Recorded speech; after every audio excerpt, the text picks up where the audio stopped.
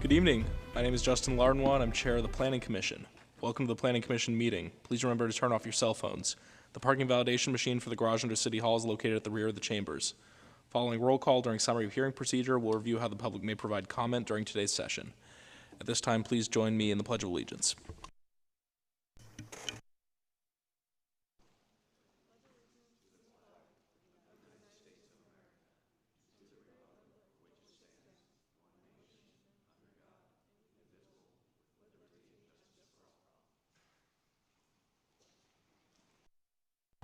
Thank you. I'll take roll now. I'm Justin Lardenois. I'm here. Vice Chair Nellis Wise. Here. Commissioner Borosio. Here.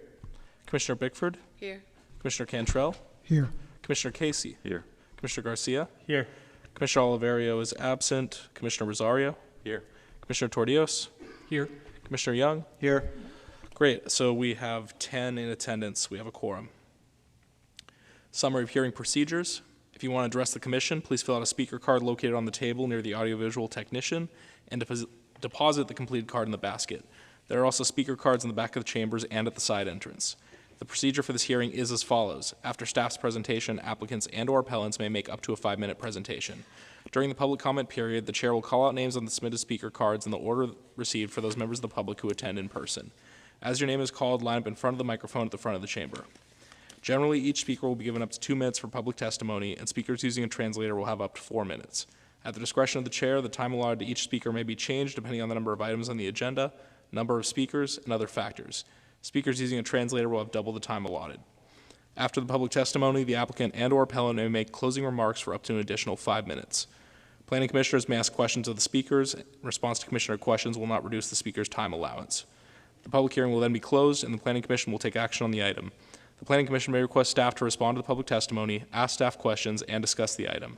If you challenge these land use decisions in court, you may be limited to raising only those issues you or someone else raised at this public hearing or in written correspondence delivered to the city at or prior to the public hearing. The Planning Commission's action on rezonings, pre-zonings, general plan amendments, and code amendments is only advisory to the City Council. The City Council will hold public hearings on these items. Section 20.120.400 of the Municipal Code provides the procedures for legal protest to the City Council on rezonings and pre-zonings. The Planning Commission's action on conditional use permits is appealable to the City Council in accordance with Section 20.100.220 of the Municipal Code. Agendas and all staff reports for this meeting may be accessed at the city's website. Call to order and orders of the day. Before we begin, I want to remind the Planning Commission members and members of the public to follow our code of conduct at meetings. This includes commenting on the specific agenda item only and addressing the full body. Public speakers will not engage in conversation with the commissioners or staff. All members of the Planning Commission, staff, and the public are expected to refrain from abusive language. Repeated failure to comply with the code of conduct which will disturb, disrupt, or impede the orderly conduct of this meeting may result in removal from the meeting. This meeting of the Planning Commission will now come to order. Public comment. This is time for public comments to the Planning Commission on non-agendized items. Please fill out a speaker's card and give it to the technician.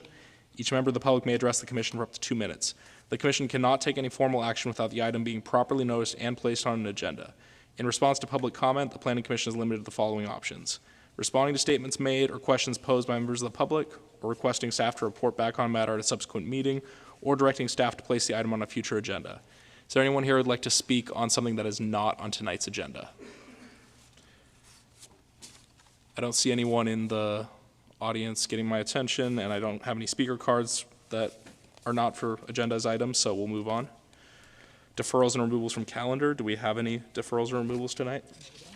Okay. Then we will continue on to the consent calendar. Tonight, we just have the minutes from our June 12th, 2024 meeting. We have a motion from Commissioner Oliverio, who is with us tonight, and a second from Commissioner Bickford to approve the consent calendar. Do we have any discussion or public comment? Okay, seeing none, we'll go to a vote. Vice Chair Nellis Wise? Yes. Commissioner Borosio? Yes. Commissioner Bickford? Yes. Commissioner Cantrell? Yes. Commissioner Casey? Yes. Commissioner Garcia? Yes. Commissioner Oliverio? Yes. Commissioner Rosario? Yes. Commissioner Tordios? Yes. Commissioner Young? Yes. And myself, yes. Passes unanimously. All right, continuing on to public hearing. We have one item, PDC 21-035 and PT 22-003, PD 22-002 and ER 21-284, which concerns a project at 0 Cely Avenue with many different types of housing. I'll leave it to staff to give the presentation. Share my screen.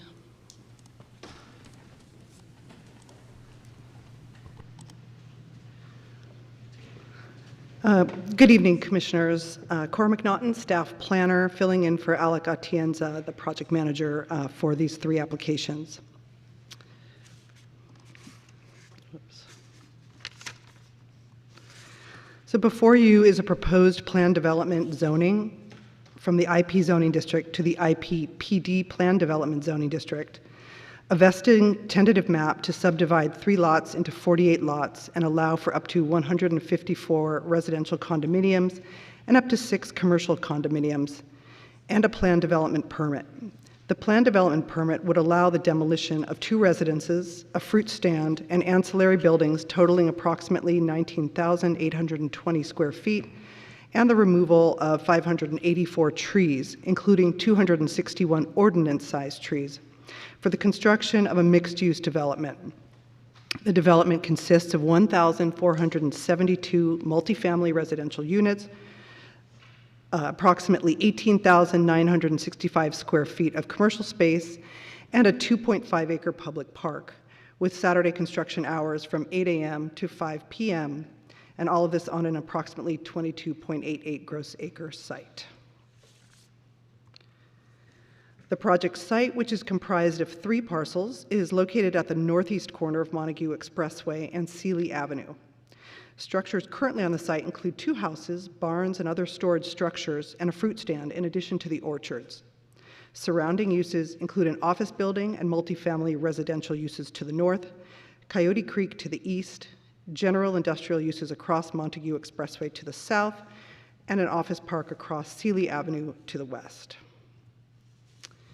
The project is consistent with the site's land use designation of industrial park in the envisioned San Jose 2040 General Plan Land Use and Transportation Diagram. The site is also within the Transit Employment Residential Overlay, which allows for the construction of a mixed-use residential project. Any residential development within the Transit Employment Residential Overlay must meet a minimum residential density of 75 dwelling units per acre. The combined project area proposes a residential density of approximately 81 dwelling units per acre, consistent with the designation. The project is also consistent with the zoning district of industrial park, the citywide design standards and guidelines, the city's riparian corridor policies, the public outreach policy, and the California Environmental Quality Act. So the rezoning to the IPPD Plan Development Zoning District allows development of the mixed-use project subject to the applicable development standards that would be approved upon adoption of the rezoning ordinance. The Plan Development Zoning District divides the site into 2 areas as shown in the image. Area A includes the portion of the site developed with the mixed-use residential buildings and the affordable housing building. Area A allows development pursuant to the use and development standards of the UR Urban Residential Zoning District. Area B includes the portion of the site developed with townhouses and allows development pursuant to the use and development standards of the MUN Mixed-Use Neighborhood Zoning District.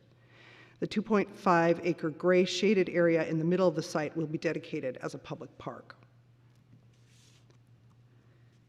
This is the site plan for the new project. To prepare the site, the existing structures and orchards on the site will be removed, along with 584 trees in total. 261 of the trees to be removed are ordinance size, and the tree replacement requirement for the project is 803 15-gallon trees or 402 24-inch box trees.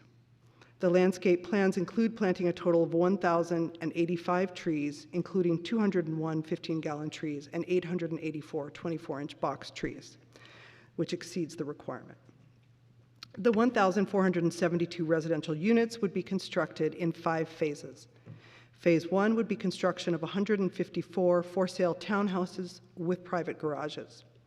This would be followed by construction of mixed-use building A, with 397 units. The third phase is the construction of mixed-use Building B with 372 units.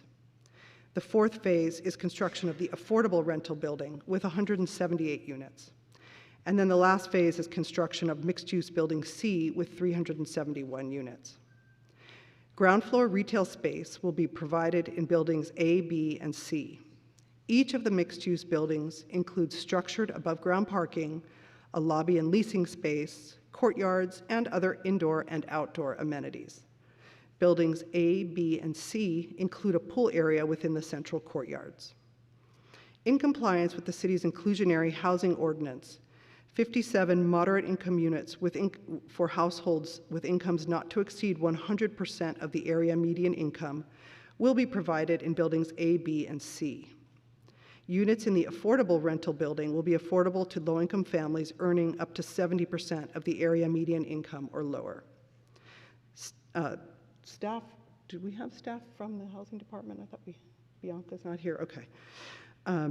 The project also includes the development of a 2.5-acre public park. While the park components and landscaping will be determined based on feedback from the Parks, Recreation, and Neighborhood Services Department and community members, it is expected to include a dog park, active open space, and an interpretive area dedicated to the history of the project site.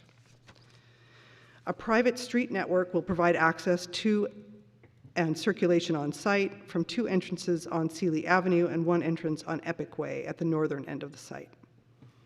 The project also requires the dedication of an approximately 0.11 acre area at the southeastern corner of the site for the construction of a domestic water supply well.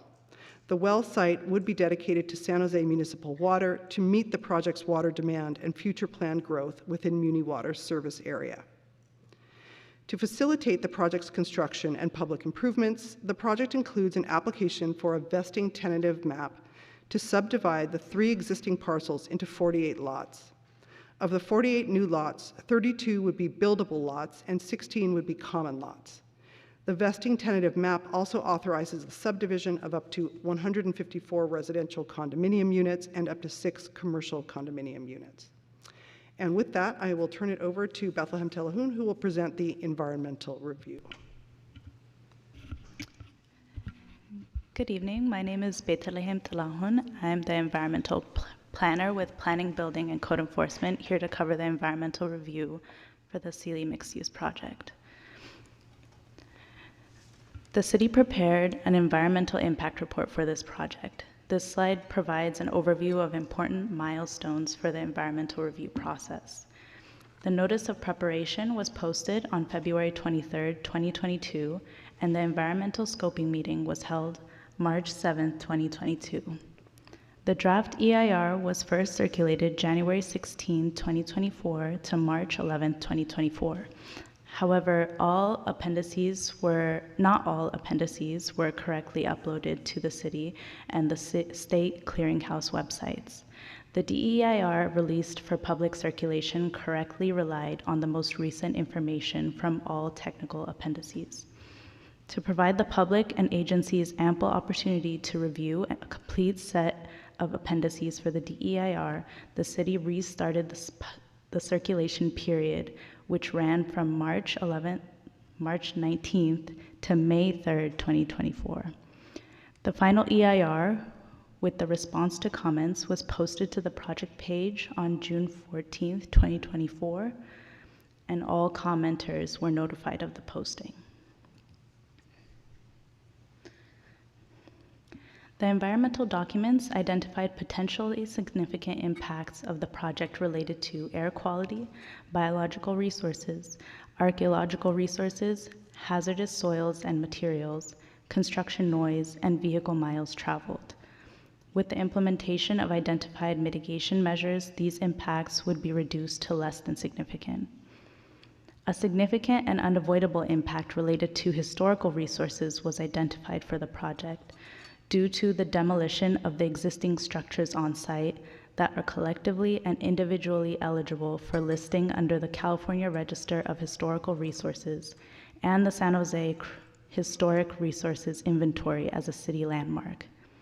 Even with the implementation of mitigation measures, this impact would remain significant and unavoidable.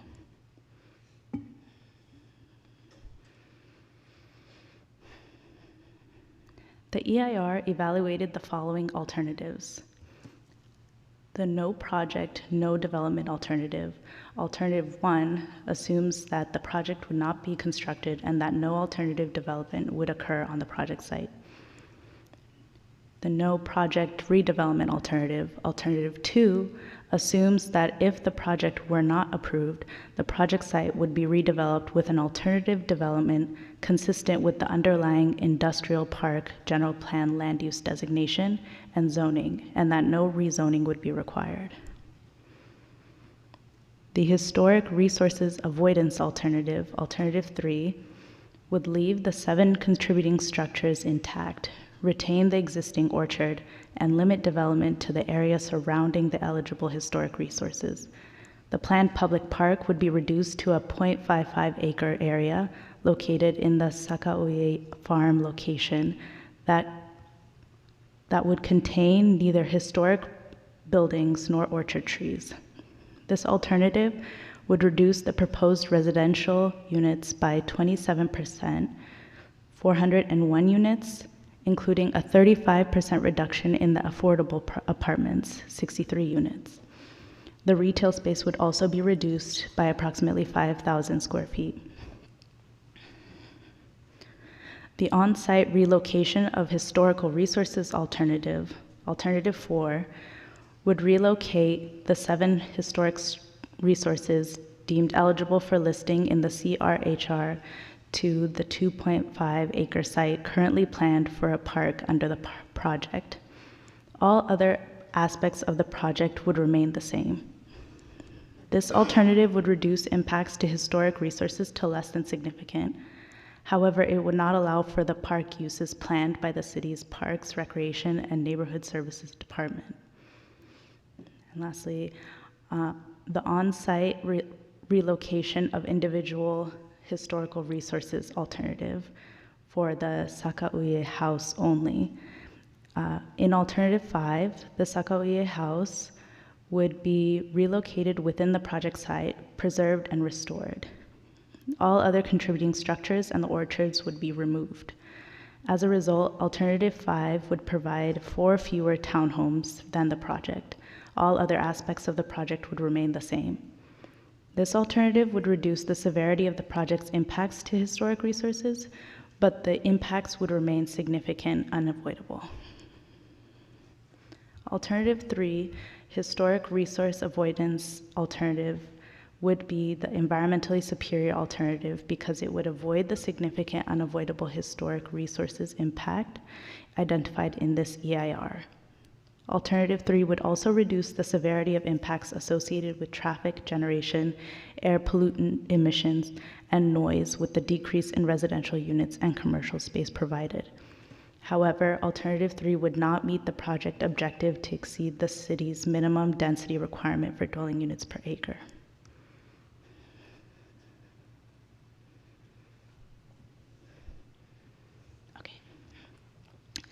The city received 19 comment letters during the public circulation periods from various regional agencies, local organizations, and individuals.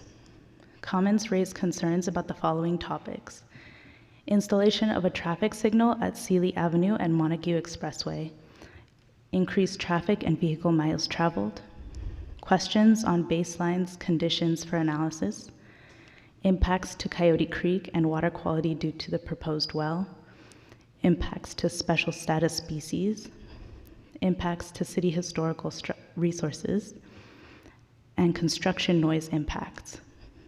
These comments did not result in any changes to the conclusions of the analysis of the EIR.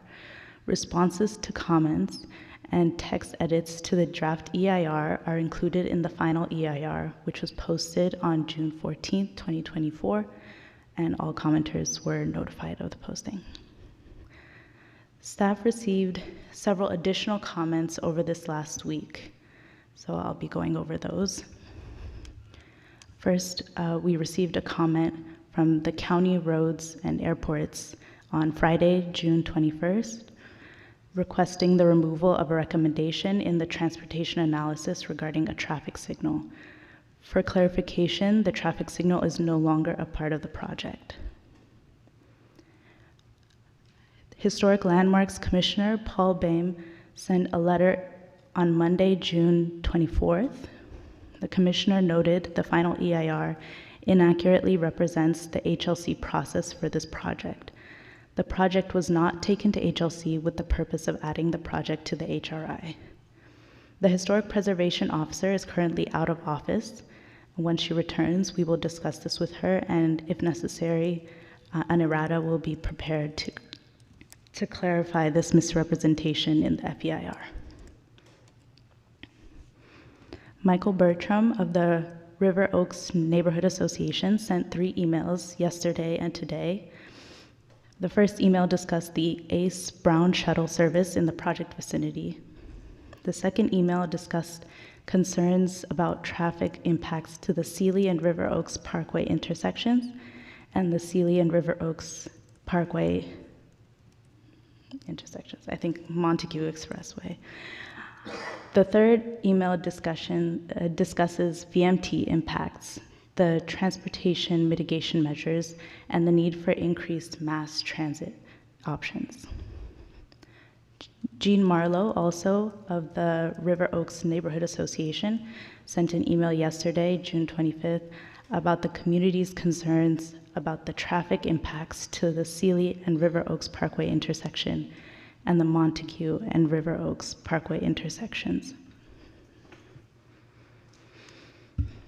Shawnee Kleinhaus of the Santa Clara Valley Audubon Society and Gita Dev of the Sierra Club Loma Prieta chapter sent a letter to the planning commissioners on Monday, June 24th. The letter raises concerns about impacts to burrowing owls and nesting birds. The commenters stated the nesting bird survey mitigation measure is not adequate.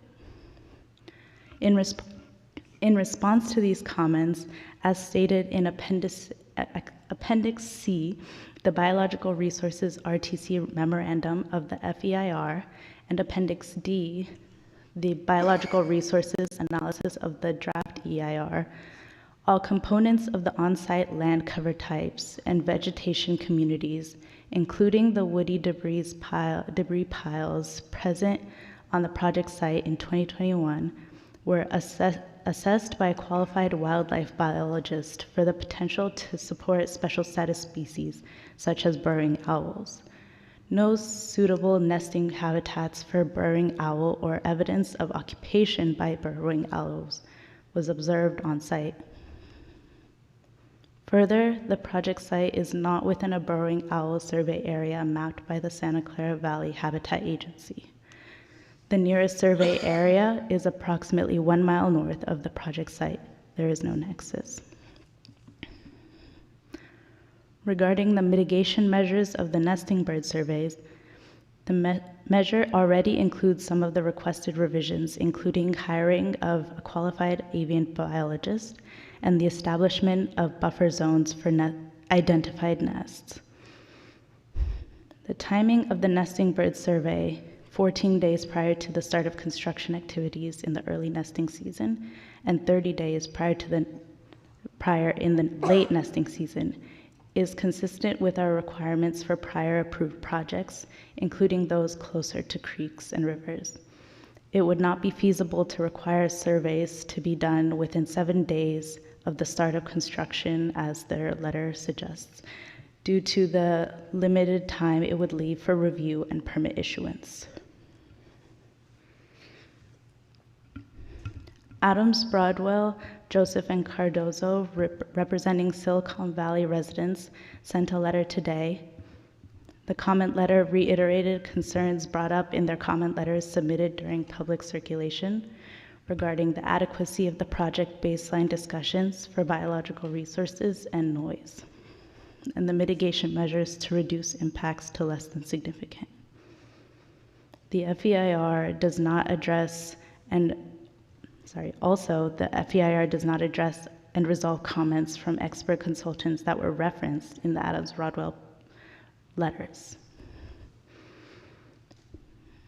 Sam Farb of Berliner Cohen LLP, representative for the Sakauye family that currently owns the property, sent a letter today stating that while the family would not be advocating for the preservation of the family farmhouse. They believe it would be a significant cost to restore and maintain the farmhouse, and that the developers nor the city should be made to cover those costs. And lastly, Ben Leach from the Preservation Action Council of San Jose sent a letter on June 25th expressing strong opposition of the project's failure to preserve any of the existing on-site historic resources. PAC-SJ encourages a project amendment in line with Alternative 5, which would preserve the Sakauye farmhouse. These comments have been previously addressed in the final EIR posted to the project page in the city website. They do not bring up any new significant impacts and do not result in any changes to the conclusions of the analysis in the EIR. Recirculation of the EIR is not required. And I'll pass it back to you, Cora. Thanks, Bethlehem. So staff recommends that the Planning Commission recommend that the City Council take the following actions. Adopt a resolution certifying the Cely Avenue mixed-use project environmental impact report and making certain findings concerning significant impacts, mitigation measures, alternatives, and adopting a statement of overriding considerations and a related mitigation monitoring and reporting plan in accordance with the California Environmental Quality Act as amended. And 2, approve an ordinance rezoning an approximately 22.88 gross acre site from the IP Industrial Park zoning district to an IPPD planned development zoning district. 3, adopt a resolution approving, subject to conditions, a vesting tentative map to subdivide 3 lots into 48 lots, including 32 buildable lots and 16 common lots, and to allow up to 154 residential condominium units and up to 6 commercial condominium units on an approximately 22.88 gross acre site. And finally, adopt a resolution approving, subject to conditions, a planned development permit to allow the demolition of 2 residences, a fruit stand, and ancillary structures totaling approximately 19,820 square feet, and the removal of 584 trees, including 261 ordinance size and 323 non-ordinance size trees, with 1,085 replacement trees, for the construction of a mixed-use development that consists of 1,472 multifamily residential units, approximately 18,965 square feet of commercial space, a 2.5 acre public park, and Saturday construction hours from 8 a.m. to 5 p.m. on an approximately 22.88 gross acre site. So that concludes my presentation. Thank you, and I'm available for questions. Thank you. And at this time, we'll take a 5-minute presentation from the applicant.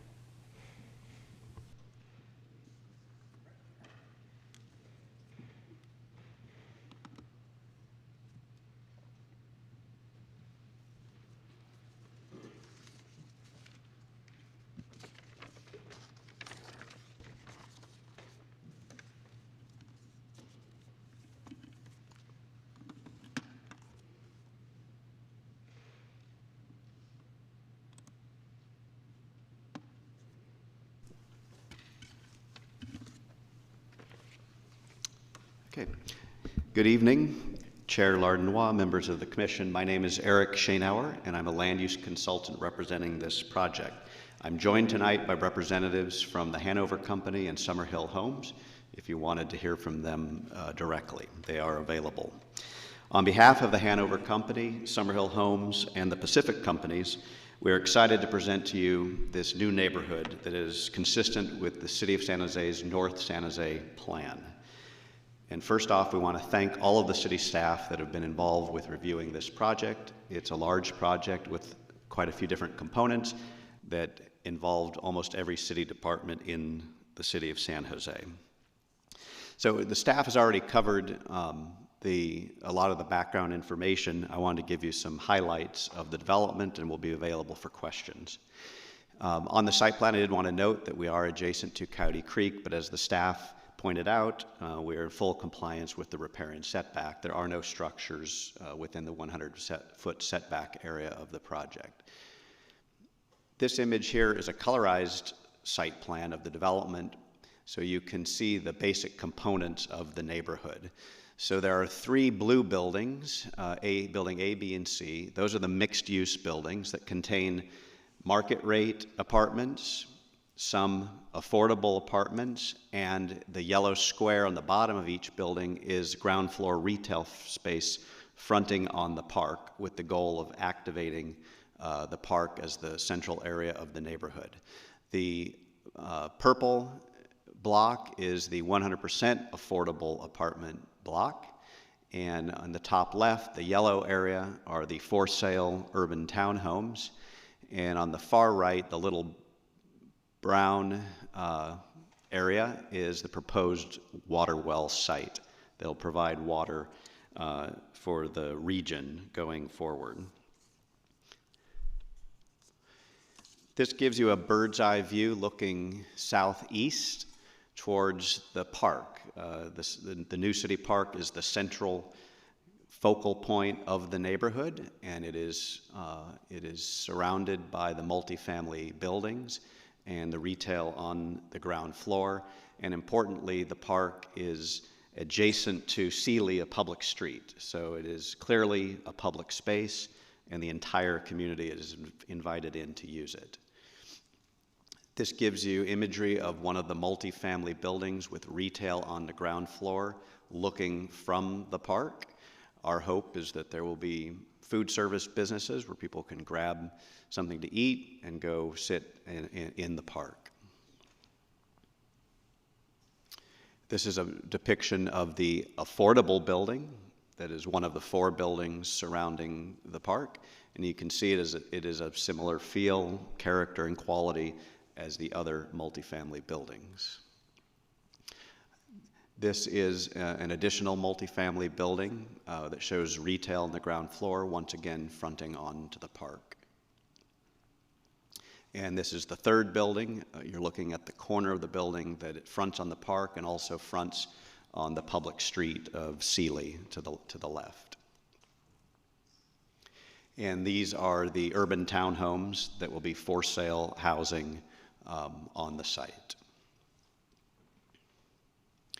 Although not part of your decision tonight, this is the master plan of the new city park, 2.5 acres, that has been approved by the Parks Commission and will go to the City Council at a later date this fall for final approval.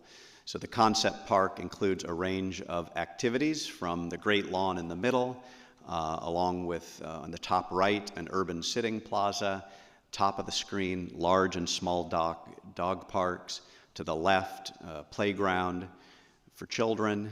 The bottom left is the historical commemoration area to commemorate the individual and family farm on the site. On the bottom of the page is a pollinator garden and a hard court play area, and to the right of the screen are fitness equipment for people to use. So the highlights of the project are that we're providing a significant amount of affordable units on site. 20% of the rental units are affordable at some level. In addition to that, the for sale units will be paying additional fees into the city's. I think that concludes your time. The clock wasn't working here. If I could sum up for 10 seconds. There's no clock. No, it was never on. It was never on. Well, So I was sort of guessing at the time. yeah, I'm sorry for that, but like, Yeah, you there's know, no whether it clock. works up there, it's 5 minutes. Yeah. In any case, the summary of the highlights are on the page, and our staff is available, our team is available to answer any questions that you may have. Thank you. Okay, thank you. And you'll have 5 minutes after public comment. Okay. Moving right along, we'll go to public comment. I have a number of speaker cards, so we'll start with those folks first, and then afterwards, if anyone else wants to speak, we can continue. As a reminder, it's 2 minutes per person. So the first card I have is for Rigo Gallardo.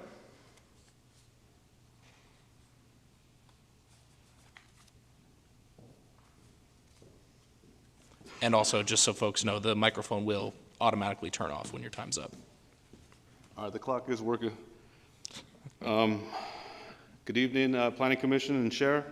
My name is Rigo Gallardo. I'm a field rep for Carpenters Local 9144-405 here in San Jose. I'm here to let it be known that this project has no commitment to the community by ensuring that labor standards are not part of this development, such as healthcare, hiring from an accredited apprenticeship program. Hanover hasn't done the right thing in the past in the community by ensuring that a responsible contractor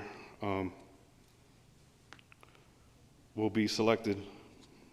Throughout our city, the issue of ensuring that projects like this one adhere to basic standards such as healthcare and hiring from our accredited apprenticeship program is paramount. Unfortunately, Hanover, the developer in question, has not constantly demonstrated a commitment to these values in the past here in San Jose.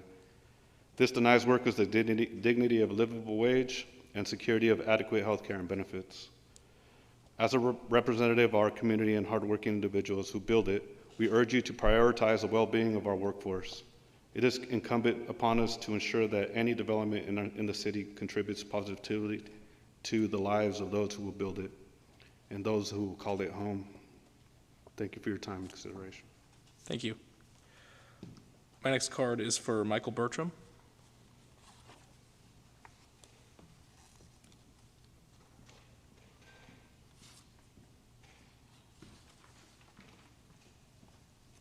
Commissioners, Chair, my name is Mike Bertram. I live on River Oaks Parkway, and I'm Vice President of the River Oaks Neighborhood Association.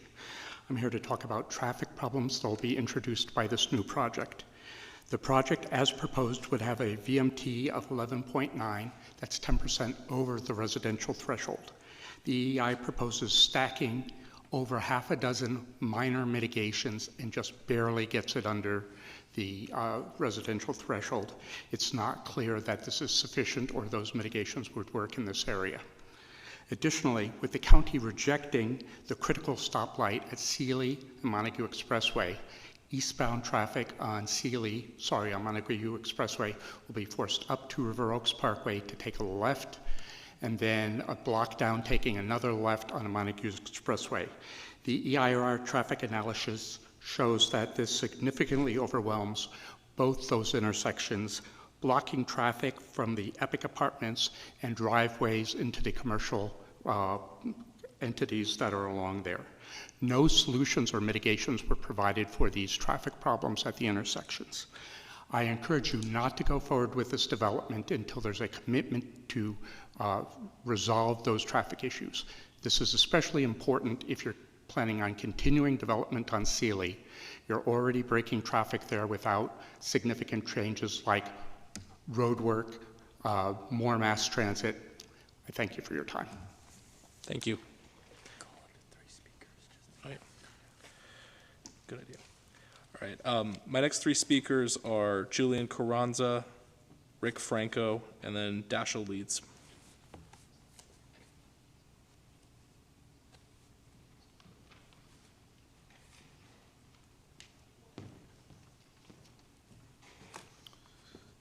Good evening, Chair and members of the San Jose Planning Commission. My name is Julian Carranza, and I'm a proud resident of San Jose. Thank you for the opportunity to speak tonight on an important issue that impacts not only myself and family, but also our border community. I recently graduated from Silicon Valley Career Technical Education Program here in San Jose, where I prepared myself for a career in the construction industry. This training has given me skills and knowledge to contribute to our city's growth and development. However, despite my readiness and eagerness to work, I find myself on the sidelines waiting for an opportunity to start my career. The issue at hand is that current policies do not require developers of large projects to hire workers from accredited apprenticeship programs. This lack of requirement means that qualified individuals like myself are often overlooked in favor of cheaper, less qualified labor. This not only undermines the quality of construction, but also deprives local skilled workers of valuable job opportunities. I urge you to consider the positive impact that hiring from accredited apprenticeship programs can have on our community. These programs ensure that workers are well-trained, experienced, and capable of delivering high-quality work.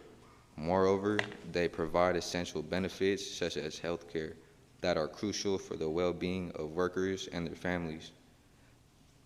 By committing to hiring from accredited apprenticeship programs, developers can invest in our local workforce, promote fair labor practices, and enhance the quality of life for many San Jose residents. It is time for San Jose to create policies that require developers of large projects to hire. Sorry. That concludes that speaker's time. I think I turned my microphone off. Okay. Rick Frank, yes? Does staff have any commentary on that? What was the question? Huh? I don't think they looked at the clock. Yeah, so, I mean, there's a clock up front. They said it was working, so. It is a technical issue, and it's been handled with it. Okay. So next we have Rick Franco, and then afterwards Dashiell Leeds, and then Cely Zarnowitz. Good evening, Commissioners. Rick Franco, appearing on behalf of Silicon Valley residents for responsible development in opposition to the project. Our written comments detail how the project's EIR violates CEQA in several crucial ways, and I'll briefly mention some of the most egregious here. First, the final EIR just fails to respond to all of the DEIR comments as required by CEQA guidelines section 15088.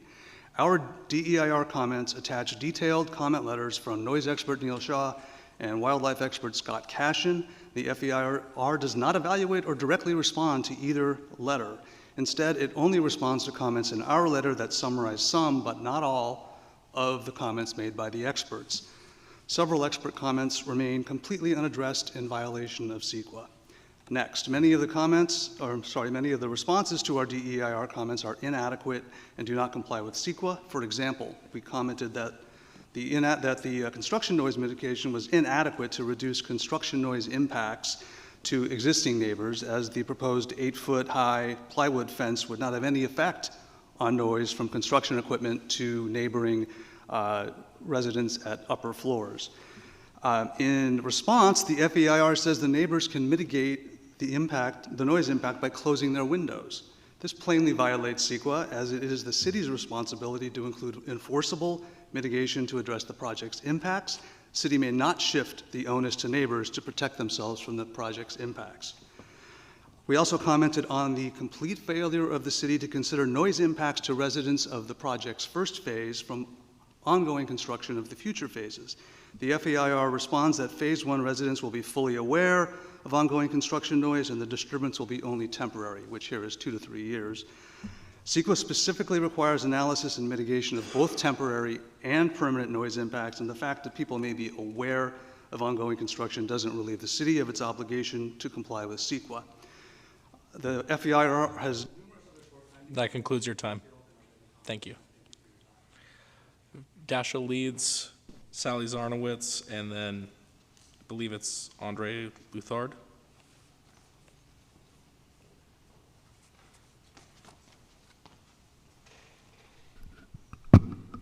Hello, Commissioners. My name is Dashiell Leeds. I'm the Conservation Coordinator for the Sierra Club Loma Prieta chapter. We passed out our letter to the Commission earlier, which you have. We urge the Planning Commission to withhold approval of the EIR due to the inadequacy of proposed mitigation measures to mitigate impacts on nesting birds. The project site has a long property line along the Coyote Creek corridor, which is a rich habitat for nesting birds. And we have made specific recommendations for adequate mitigation language, which you can find on the back side of the letter. That's points 1 through 4. In short, mitigation measure Bio 1 states that pre-construction surveys for nesting birds shall be completed no more than 14 days prior to construction. But we know that some species, including burrowing owls, can build a nest and initiate egg laying in as little as 10 days, which is why we recommend the 7-day window for surveys, which is also done by Cupertino and Menlo Park. In addition, other species do not start nesting until after May 1st, which is the latter half of the nesting season. Mitigation measure Bio 1 has a 30-day survey requirement for that, so we're concerned that those species would not be captured in those 30-day-old surveys. Many species also have multiple broods in a single season, necessitating the more frequent monitoring. We do believe that the 7-day window is reasonable, and we do have the 4 points that we hope you consider today. Number 1, engaging a qualified avian biologist to do these surveys, to create buffer zones and then protect those buffer zones, initiating and conducting these pre-construction surveys within the 7-day window, and then also surveying specifically for burrowing owls. Thank you so much for your time. Thank you. Sally Zarnowitz.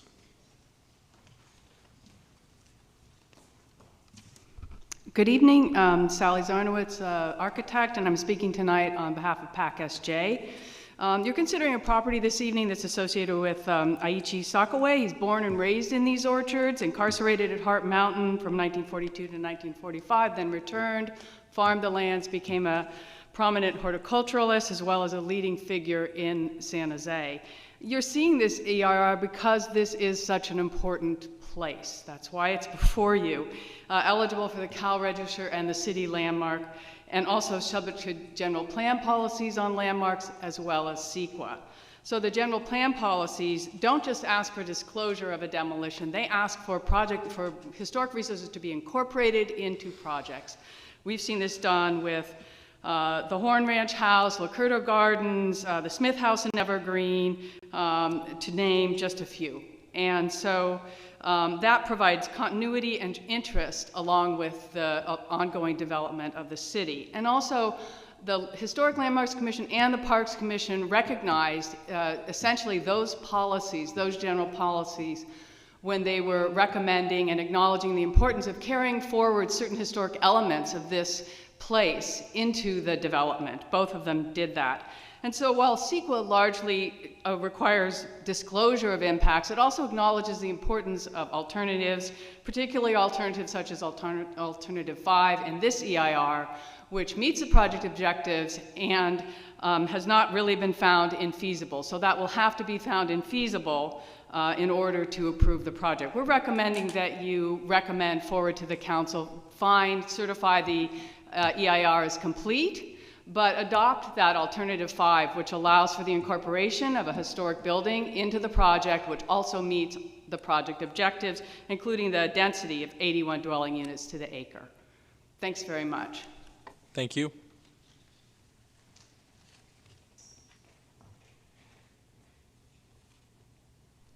Good evening, Chair, members of the Planning Commission. Andre Lutard with the Preservation Action Council.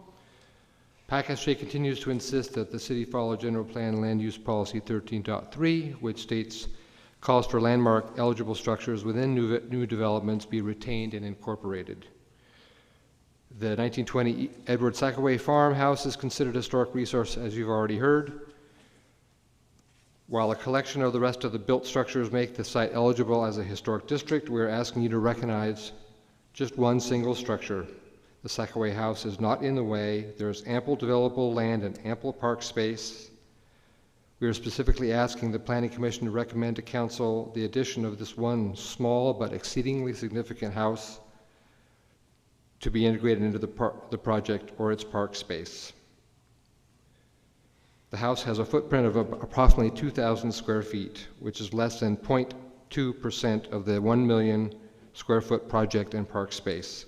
The alternatives analysis in the EIR states that Alternative 5, which saves the Sakaway home, meets all project goals.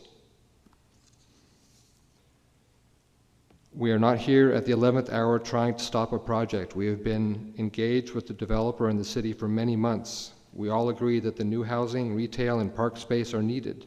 Let's make it happen while giving Ed Sakaway the recognition he deserves, a plaque or historical acknowledgements do not do justice to the contributions of Ed Sackaway to the development of the Santa Clara Valley or his work documenting the plight of interned Japanese American families.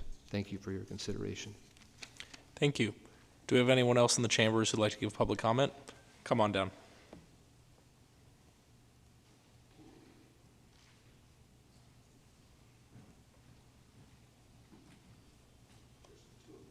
Yeah.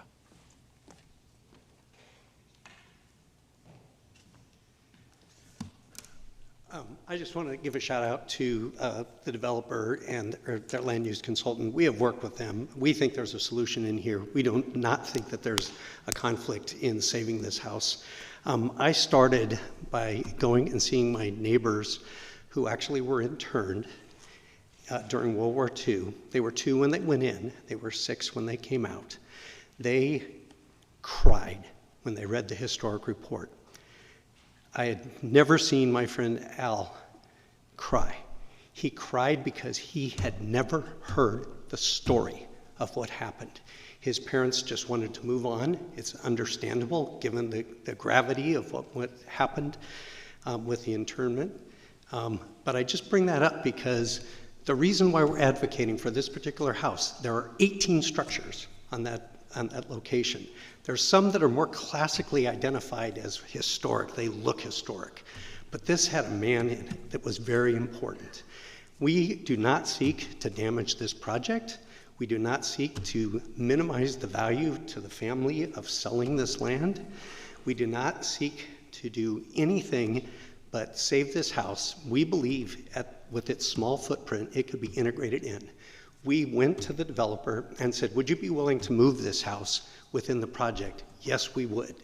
Would you be willing to add to the HOA, CC, and ours a condition so that Parks doesn't have to pay for this? Yes, they would. Would you be willing to support carving out a section of the park so that you can control it if the park says no? Would you be willing to let it go into the parks and donate it that way? Yes. So there is a solution here. You just have to. If you haven't been to that site, if you haven't read the historic reports, please defer this issue until you've had a chance to fully understand the value of this place. Thank you. Thank you.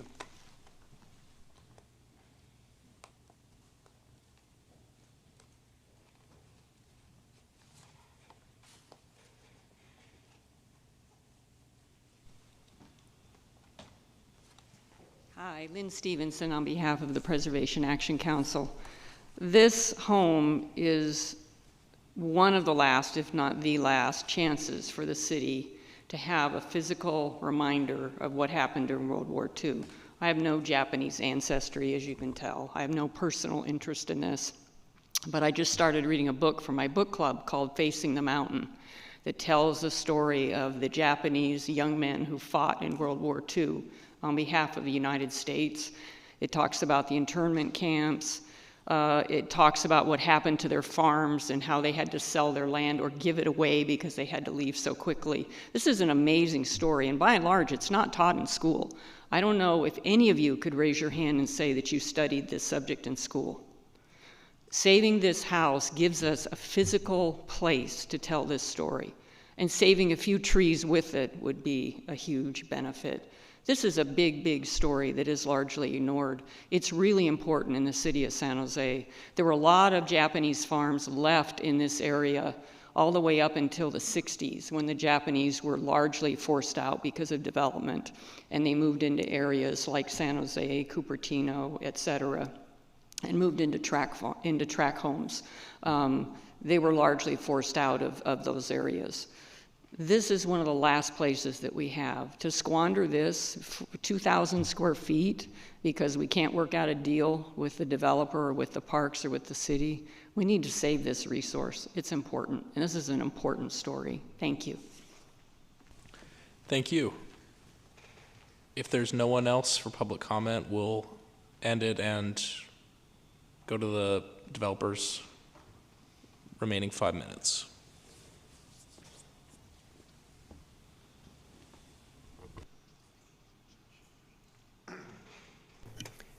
Eric wants to put his PowerPoint up. Can you pull your share screen down?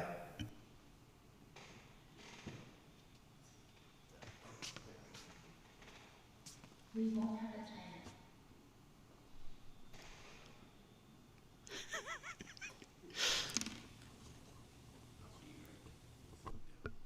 No. Oh, I thought she was saying we wouldn't have a timer. The timer is now working, I'll report. So I'm going to go backwards here.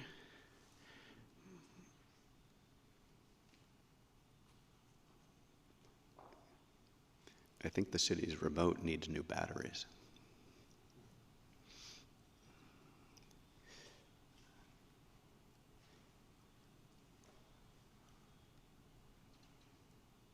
Okay, great. Eric Schoenauer representing the project once again. Just wanted to respond to a few of the comments and then finish up with the highlights of our project. First of all, with regard to the creek, I just wanted to highlight this aerial photo. As you can see, because the Coyote Creek in North San Jose is leveed, there are massive levees on both banks of the creek. And so there are no trees anywhere near our development. And you can see that on this image, right? The creeks, or the trees only exist in the creek bed area, but all of the brown area adjacent is levee. And by policy, there can't be trees on a levee ever, even if nature wanted there to be. So yes, there are trees in the creek. The city has policies of 14 or 30-day bird surveys, which this project would comply with, just like any other project that's built near a creek. The other thing on the aerial I want to point out that the River Oaks neighborhood, you can see on the top left, there is no good reason why any traffic would go through that neighborhood directly. Cely goes to River Oaks goes to Montague in both directions. So there's no reason why there would be cut-through traffic through the residential streets of the River Oaks neighborhood. That's what was determined by the city's traffic analysis. But that said, the project has agreed to, after full occupancy of the development, a new traffic study will be done. And if for some reason there are either unintended or unidentified impacts, the project is obligated to fund up to $450,000 worth of roadway improvements, whether it be traffic calming or crosswalks or whatever the study and the city and the community decide on. So we don't think there'll be traffic in those neighborhood streets, but we've come up with a plan and an obligation to look at it once the project's built. And if something happens that we didn't expect or the traffic engineers didn't expect, we have a plan to respond to that. And I'm sorry for the lag time. With regard to the house, just a couple of facts I wanted to note in that conversation. Number one, you heard from the staff a letter from the family that does not support preserving the house. So that's the family that is being commemorated has stated that position. The other thing is that the importance of the house is the person that lived there, not the physical architectural structure itself. And so the plan is to commemorate that individual in the commemorative plaza in the park. And that's why I brought up the park. And you can see in the bottom left corner is the historical interpretation area. And that is a pretty substantial corner of the park where we're going to go through the whole history of Ed Sakui and his role in farming, his life experience in World War II in the internment camps, as well as his leadership role in the Japanese American community and the broader community of San Jose. That's the goal of the interpretation area. And we've been working closely with their family and will continue to do so in the final details and planning and construction of that commemoration area. And so to sum up, these are the key benefits of the project: affordable housing on site, 2.5 acre park that also includes the commemoration plaza, over 18,000 square feet of neighborhood retail to serve the new and surrounding community, a diverse mix of housing, both for sale and rental, market rate and affordable, and an improvement in the pedestrian realm in the neighborhood, both internally on the site, improvements off-site, access to the existing trail. So for all of those reasons, we hope that you'll find that this project is consistent with the City of San Jose's North San Jose plan and will be a great benefit. Thank you. All right. With that, we've concluded the presentations and public comments, so we'll turn over to the commission. Let me just pull up my speaker order here. All right. Commissioner Oliverio? Chair, does staff have any comments after the applicant's comments and public comments? I'll turn that over to staff. I do not. I do not. Okay.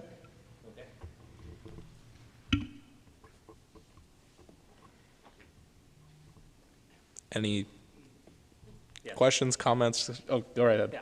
I just want to make sure, because typically I've seen staff make comments after public comment to correct the record. Like there was, for example, on the EIR, there was questions made by someone who's visited us multiple times that said that there are inadequacies in it, and I just wanted to see if staff felt that was the case, not the case, et cetera. Okay. A lot of these comments were already addressed in the final EIR. Is there a specific area that you would want me to discuss? You heard nothing new then tonight? No. Okay, great. And then on the landmark status of the building, it is officially a landmark today, or it's a candidate as a landmark? It would qualify as a candidate landmark. It was never actually added to the list. Got it. And then the traffic route from people that work at Cadence Design across the street, do they have driveways that exit out into Cely?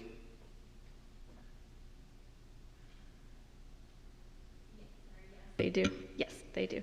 And so for now, so they navigate in and out on a Montague based on a stop sign? Yes, that's right. Okay. And then, and a traffic signal. What's that? And a traffic signal, sorry. Yes. Okay. So there is an existing traffic signal there? Yes. So I'm sorry, my apologies then. Where was the additional traffic signal that was desired but the county said no? At Cely and Montague Expressway. Okay, so hang on. So if I come out of Cadence and I come on to Cely and I want to make a turn, that's a stop sign, not a traffic signal? Yes, that's correct. And then you're talking about a traffic signal where? There's one at Cely and River Oaks. Got and it. Then, yeah, and then the other direction. And the other direction. Okay, thank you very much. Mm-hmm. And then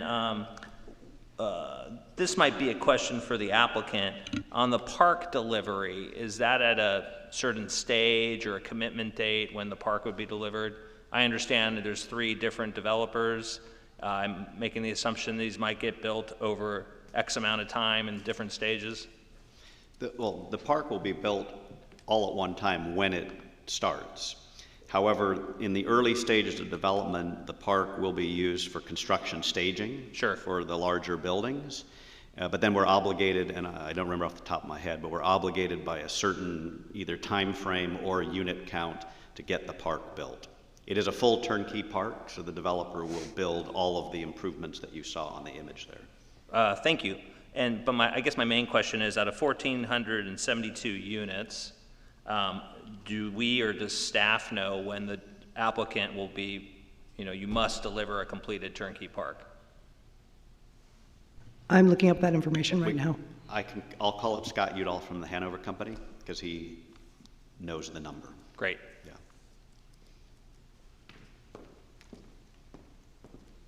Good evening, Commissioner. Scott Udall with the Hanover Company. To answer your question, the parkland agreement is still in draft form. So will spell out our obligation. However, what has been discussed with the Parks Department and the City Attorney's Office is a deadline that's tied to, you know, a timeline after the first building starts. Within the park needs to be completed within 4 years. Start within 4 and I think completed within 5 years of the first building permit. So, for example, if the first multifamily project is built, yet no other buildings start, the obligation to the park is still live. It doesn't depend on X number of buildings being delivered.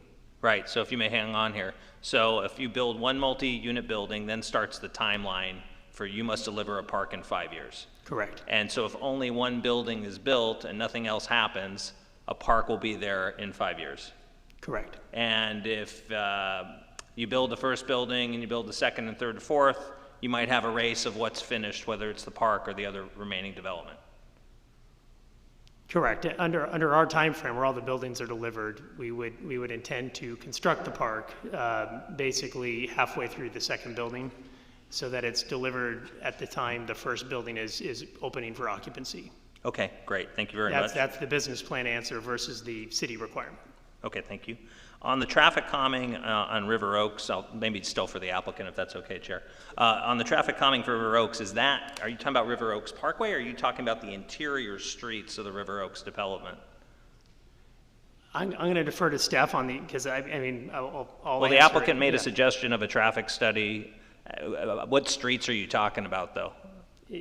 I understand it to be, it is a condition for the project. So, and I understand that condition to apply the study to the River Oaks Parkway, basically the route that was described, between the project and to Montague, if you go north on Cely and then make a left on River Oaks Parkway. So that is the stretch. Now, Manjeet can. Yeah, sorry. Manjeet Ben Waite with Public Works. So we took, with the local transportation analysis, we took volume and speed studies for River Oaks Parkway, Cely Avenue, and Epic Way. So all three of those segments would be looked at, again, post-occupancy. Got it. Thank you. Because since there was concern from that particular area and the applicant addressed it, I didn't know if that meant the interior streets, which seemed unlikely, but now that's clarified. I appreciate that. And then River Oaks traffic calming, landmark. Is there, so Mr. Schoenauer, you brought up the levee, there's no trees. This would abide by the 14 and 30-day observations by a biologist, or is that correct? That's correct. That's city policy. It's mandated for all projects. Of course. And are you aware of any nesting in the area today? I personally am not. I don't. No. Yeah. Okay. And then the family has said they do not want the structure preserved. And who is saying that? Is that I don't know who's alive or not in the family, so. All I can say is the city staff read a letter to the commission from their attorney. Okay. Representing the family members. Got it. That's my only knowledge of their position on the house. Okay. And that was read at the start of the meeting. Understood. Understood. I want to also, can I go back on the traffic just to clarify? Yes, please. That the traffic study would be at the direction of the city's Public Works and Department of Transportation. So that's not a developer process. We're paying for it. But it would be under the city's departments, under their purview, and the decisions about its adequacy and what should be done about it would be driven by Public Works and Department of Transportation. Of course. Okay, thank you very much. Thank you, Chair. Yeah. Thank you, Commissioner Alverio.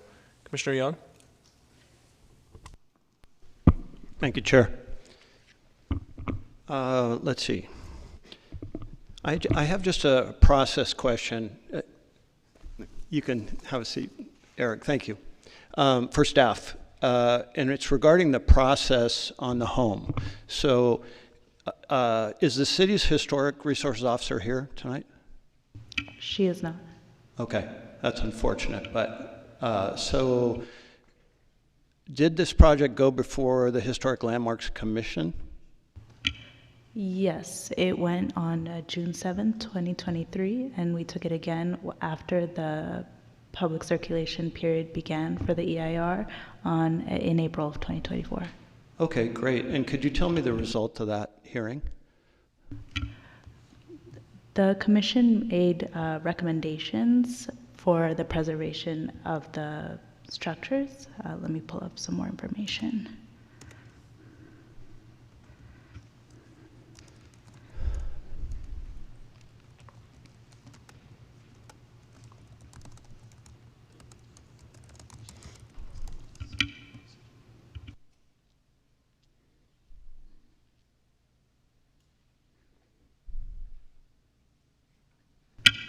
Okay, I have a summary of the two commission meetings. So the project was reviewed by the HLC on June 7, 2023. The HLC provided comments and recommendations on the information to be included in the analysis of the project under the City Council policy on preservation of historic landmarks. No formal action was taken by the HLC. The project was taken on for a second time on April 3rd, 2024. At the meeting, the HLC provided comments on the cultural resources and alternative sections of the DEIR under the City Council policy of preservation the preservation of historic landmarks. The commissioners and the public provided comments on the project alternatives and mitigation measures, and also asked questions and provided suggestions and recommendations for design improvements as they pertain to the preservation of historical resources under CEQA on the site.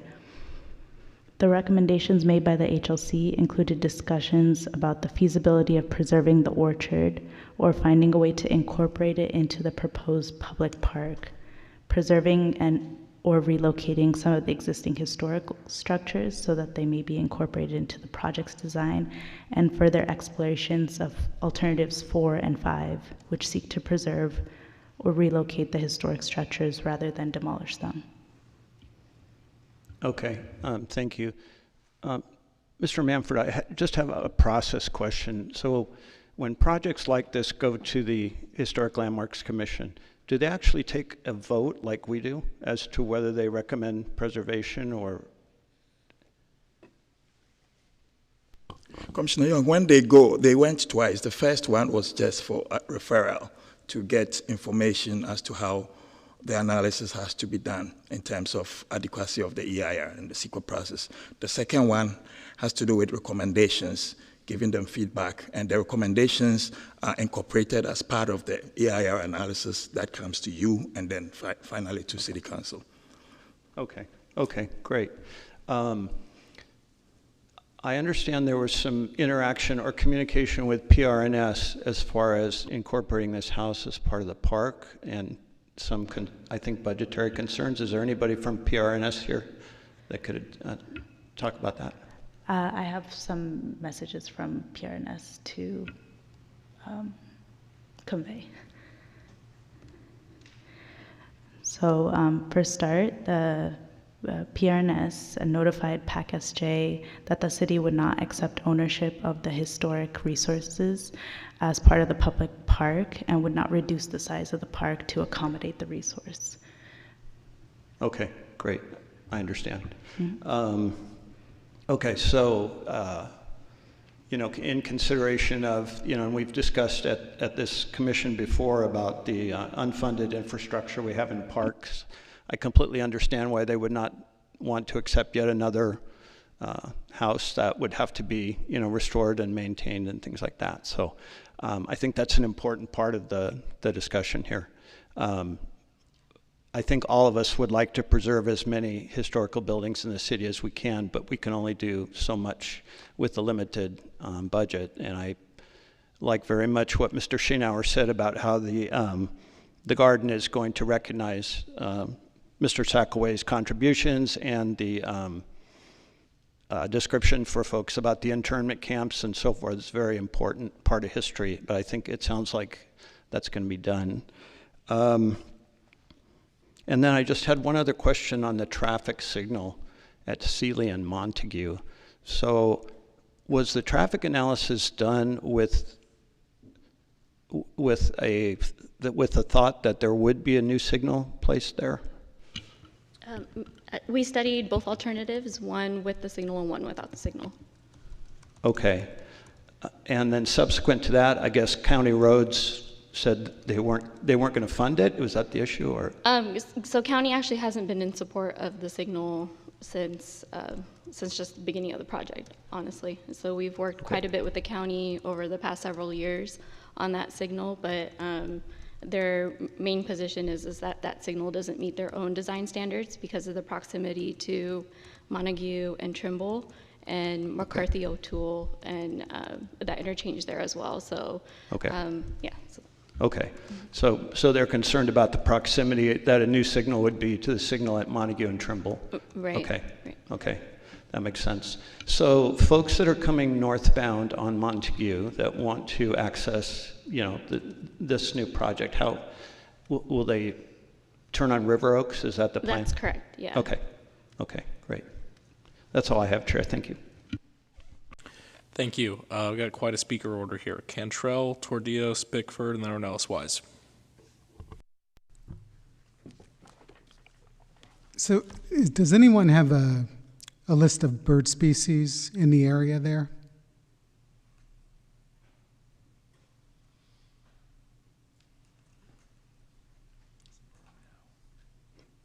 That's actually usually further down.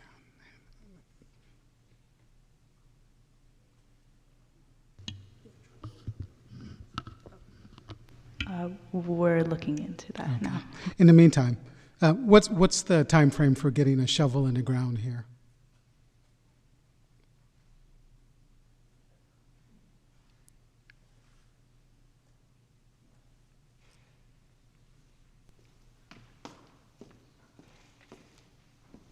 The anticipated start date would be first half of 2025. Okay. Good. While you're there, actually, are you amenable to keeping the home somewhere in this area? Sorry, can you repeat the question? Are you amenable to keeping the home, the historic home, somewhere in this area? As was mentioned even by some of the speakers from PAC-SJ, we've had, there had been discussions in the past about either incorporating the home or portions of the home into the city park. Staff has spoken to that. Parks is not, has to date taken a position. So outside of the park and within the project, we don't deem it feasible. We, remain open to conversations about the park, but and I don't know if that's what you meant by area. Well, that brings up another question. That question's for city staff. By what decision would PRNS decide that a small portion of the land could not go to the house, just if they're not going to maintain it? Why did PRNS make that unilateral, unimaginative decision?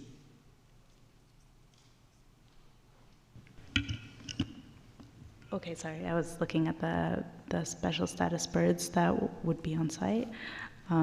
So this is coming from Appendix D, the biological resource analysis from the DEIR.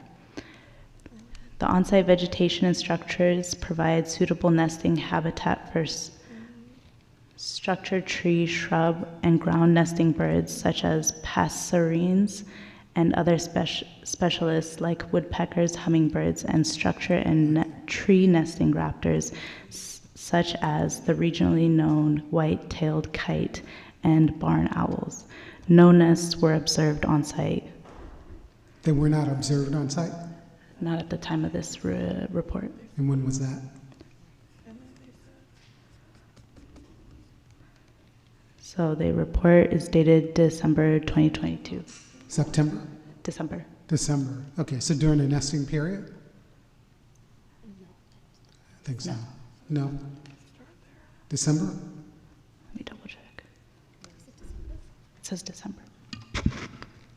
So December is not the nesting period Okay, then? so that's before, okay. I'm just curious because out of 584 trees that will be removed, seems like there'd be at least one nest.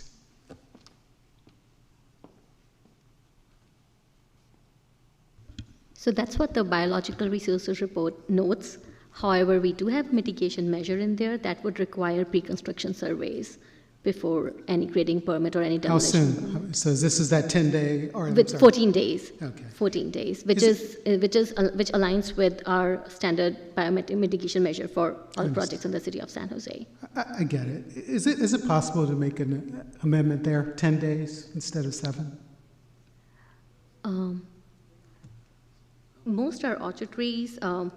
We can work with the applicant and make it 10 days. However, sometimes 10 days can be a very short window in terms of like implementing it, getting this pre-construction survey done, approving it, and then issuing the grading permit, because there's a lot of hoops to jump through. Yeah, I'd rather the humans jump through hoops and not the birds.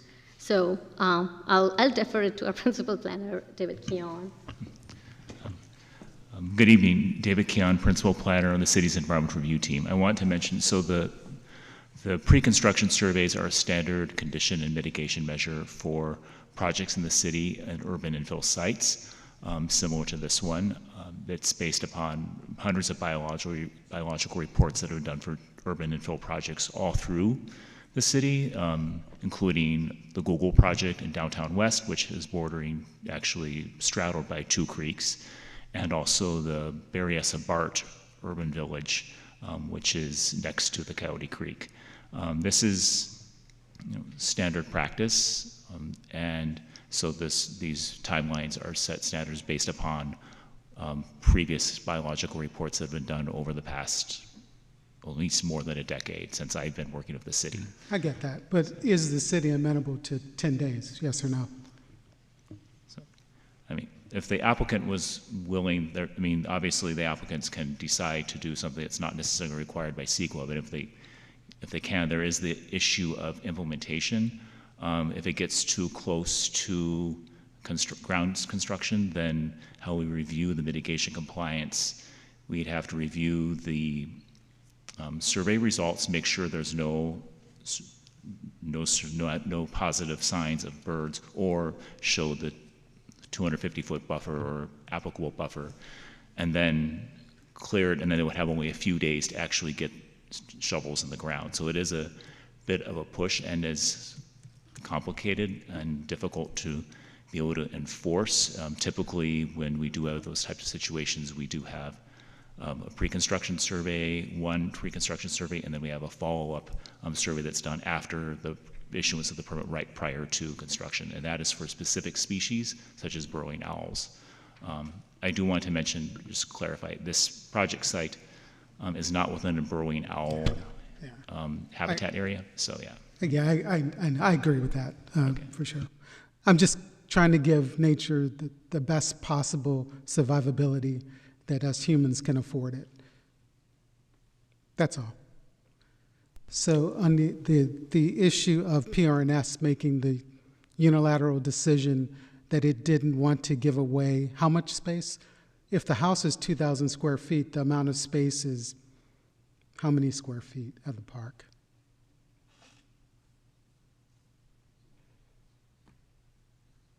It probably would fit in that memorial area, is my guess. I can speak to this. We are basically the 12 acres. 12 acres is what is required in terms of parkland for this development. At 2.5 acres, we're already well under that. So the addition of the house would take away parkland. So there's concern about that.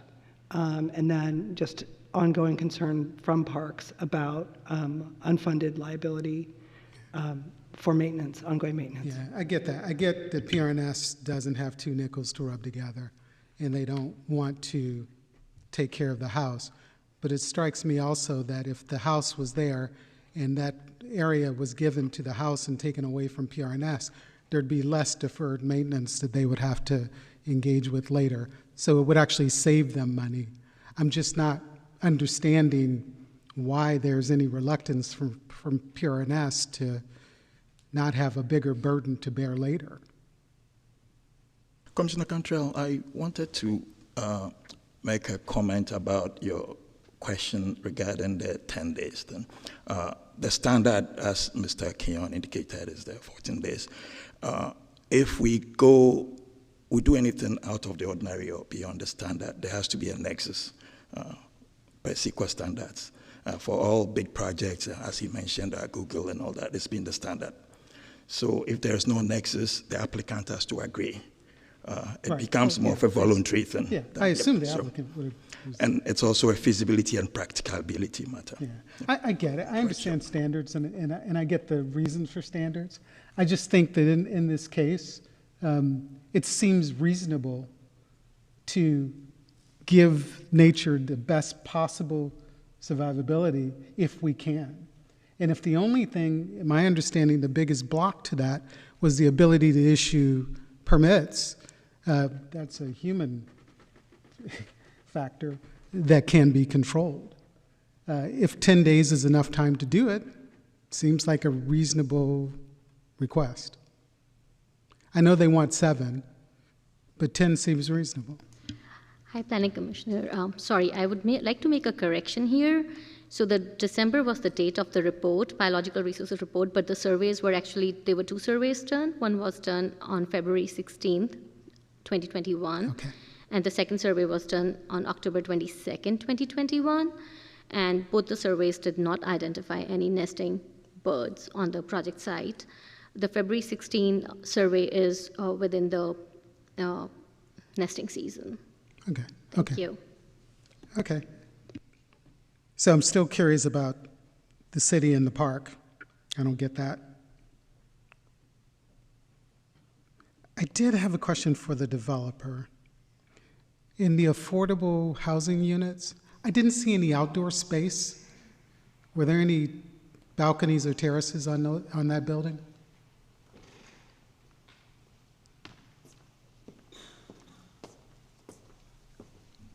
Good evening again. Our partner, the Pacific Companies, who is developing that building, are unfortunately weren't able to make tonight's hearing. So I can't speak to the details of the architecture. I can say, just knowing the site plan, that there are outdoor courtyards on the second floor for the community. I think there are 2 courtyards. Okay, but no personal space. That I don't know. Does anybody know? Let me look up that information. Okay. It just seemed deficient compared to the other properties or the other units. I'd hope that we wouldn't be disadvantaging people based on their income.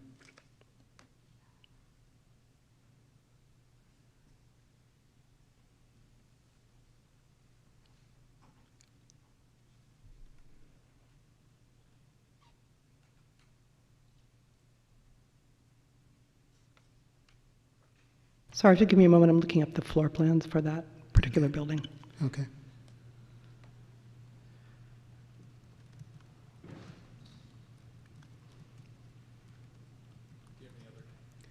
Yeah, I guess I have one final question. The Historic Landmarks Commissions did make some recommendations. Is any of those were any of those recommendations accepted and a part of this plan?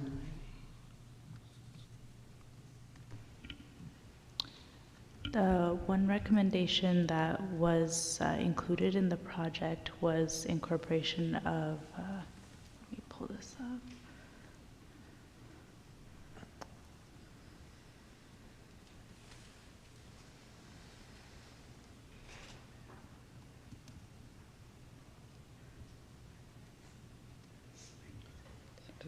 It was the historic interpretation area of the park was one of the recommendations from the HLC. Okay, well, and the reason the other ones were not considered or not included was essentially because PRNS would not concede part of the park? Yes. Okay. The information provided by Alec in the staff report is project-wide as opposed to split out by building. Interesting.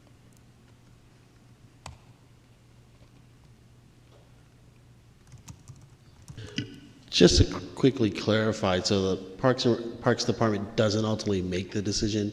It's a recommendation to the Parks and Recreation Commission, and they ultimately were the ones that want to make the decision not to accept the house up there. So the commission decided not to put the house there? In their master plan, not to accept any of those houses in their parks. Not necessarily specific to this one, but to accept it in general. But they ultimately will be making a recommendation for the parkland agreements on this specific one. So just specify, it's not a department that makes that decision. It's still a recommendation to a commission and ultimately city council to decide. Okay, so the commission hasn't weighed in on this property specifically? Yes. Okay, thank you very much. Thank you. Okay, one final question. So, as was stated earlier, there are 2 courtyards on the 2nd floor of the affordable building. There are no private, I do not see any private open space. There's also an amenities, a 1,500 square foot amenities room on the 1st floor. So it looks like there is no private open space. Does that feel inadequate? It does to me. I guess the developer isn't here to speak to that. Okay, thank you. Just to say that there are private open space requirements that are across the project as a whole, which it does comply with those requirements overall. So It feels like it does that at the expense of the lower income people.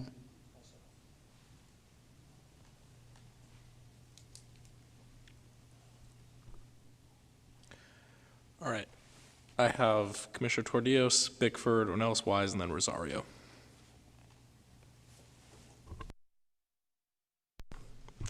Thank you, Chair, and thank you to city staff and the project applicants for all of the work that's gone into getting the project to this point. Obviously a very complicated endeavor here.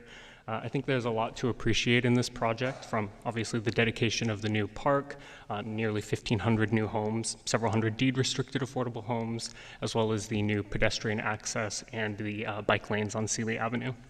I did have one recommendation for something I would love to see, which was less parking. I know this project was started before parking minimums were eliminated citywide, and that the applicant is already pursuing a 16% reduction in the required parking. I think it'd be great if that were, further increased to maximize on the 20% allowed reduction. But otherwise, I appreciate the fact that at the very least, the structured parking that does exist is somewhat hidden from view and wrapped in units. I had 2 quick questions for city staff. The first was on the expiration of the permit. I saw a note that the permit expires after 2 years if there hasn't been issuance of building permits, but this is obviously a complicated multi-phase project. I'm curious how the permit expiration kind of interplays with the phasing of the project. That's just our standard condition now. So they're allowed 2 years to basically get a building permit application incomplete. So they're allowed also 2 one-year permit adjustments, so a total of 4 years. If at any point they don't think they can get to a building construction permit application for any other phases, they do have the ability at a director's hearing to ask for an extension without modifying the plan. So we believe with that, that's sufficient for at least their ability to at least get into there. It's not saying that has to be done in 2 years, just they had to get a building application within 2 years. So just a building permit for a phase? A building application for each building. Each building is part of that phase. So if they get to let's say 2 or 3 of the buildings and they haven't gone to like the last building or one of the other ones, they can ask for those extensions, potentially go to director's hearing for extensions as well. So there are opportunities for them to get extensions as well. Thank you. And my second question, the transit employment residential overlay has this 75 dwelling unit per acre minimum, and it's an average across the entire site. But acknowledging that the first phase that is being proposed here, the townhomes, is only 20 dwelling units per acre, I always just get a little uneasy when we see these sorts of projects where the least land efficient and least affordable portion of the project is the first part to get built. I understand the rationale that constructing the for-sale townhomes helps to subsidize some of the upfront infrastructure and costs for the overall development. But I'm curious if the city has any leverage should the first phase get built and then the remaining phases not materialize. I guess what happens at that point if the development permit does expire? So in this case, we have the, I think, Area A for the multifamily and the Area B for the townhomes. If Area B gets built out and then the permit expires, does the remainder of Area A kind of revert back to that 75 dwelling unit per acre minimum, or does it have a higher required density given the previous low density development? I think your concerns are very valid. Staff took those in consideration, but given where the current market and construction, we wanted to give the applicant maximum amount of flexibility to decide the phases that are appropriate for the site. I mean, the history, it's a PD zoning, so the entitlement overall is counted on that specific number of dwelling units. So let's say if the last building, which is the highest density one, was not constructed, anybody coming to proceed to that would have to basically rezone the site given the kind of the counting of the dwelling units that says, no, this unit has to be this dwelling unit in order to make the project whole. Thank you. And then I had one question for the project applicant. We obviously heard from some representatives from organized labor here speaking to the importance of living wage, benefits, apprenticeship programs. I'm curious if the applicant could speak to whether they, make an effort to engage with apprenticeship programs and, responsible contractors.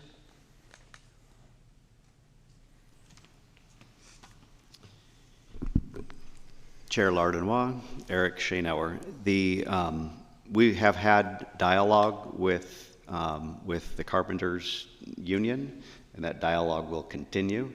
As you know, for consideration tonight, that's not part of the decision. So it's between the two private parties. So we're in dialogue, but how that will play out, we're not sure. With regard to your question on phasing, just to give you a higher comfort level, there is flexibility in the permit so that the project gets built. That said, our intention is that both the for sale and the first multifamily building would begin simultaneously. Right, we have 3 different developers in this master development, and we know that Summerhill and the Hanover Company are eager to start as soon as possible. The entire site, the entire site has to be prepared together because of the grading plan and the soil remediation that's needed. You pretty much have to go through the expense of grading the entire 22 acres, a big expense. You would not do that without the intent of starting building. So we will start a multifamily building, we will start the townhomes pretty much at the same time. It's that's the phase 1. The affordable building wants to start as soon as possible, but the affordable building is subject to the tax credit program, and that can take time and several rounds of applying before you get the funding. So it will happen as soon as it can get the financing to start. Okay. Thank you. That does make me feel a lot better about the proposed phasing here, and understood that the concerns around labor are not really up for debate here. But given that we had representatives from the public speaking to it, wanted to make sure you had a chance to weigh in.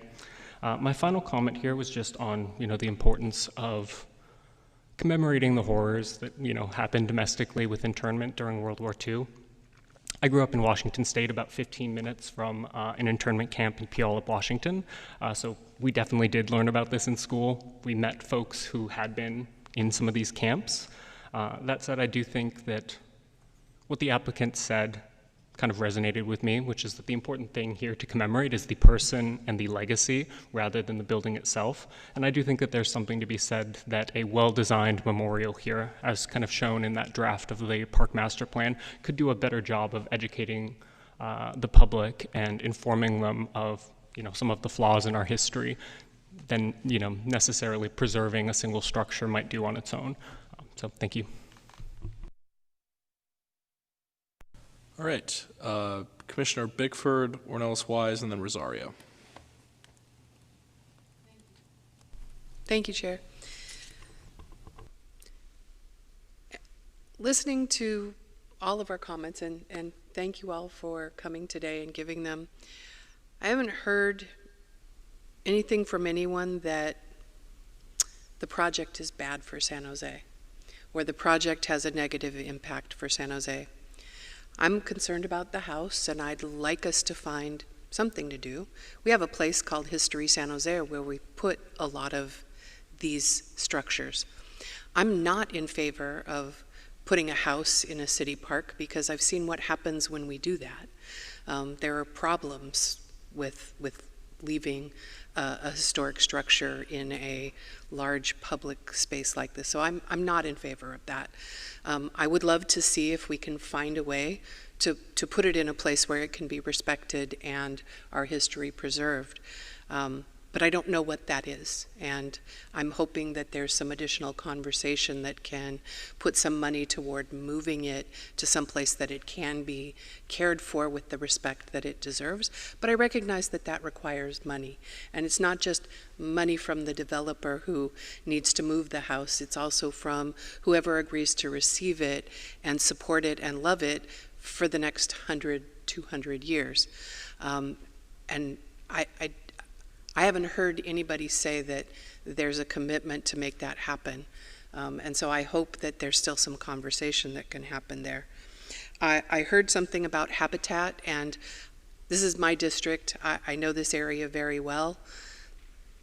Not all that worried about burrowing owls in this specific space, and I am a huge supporter of maintaining the waterway.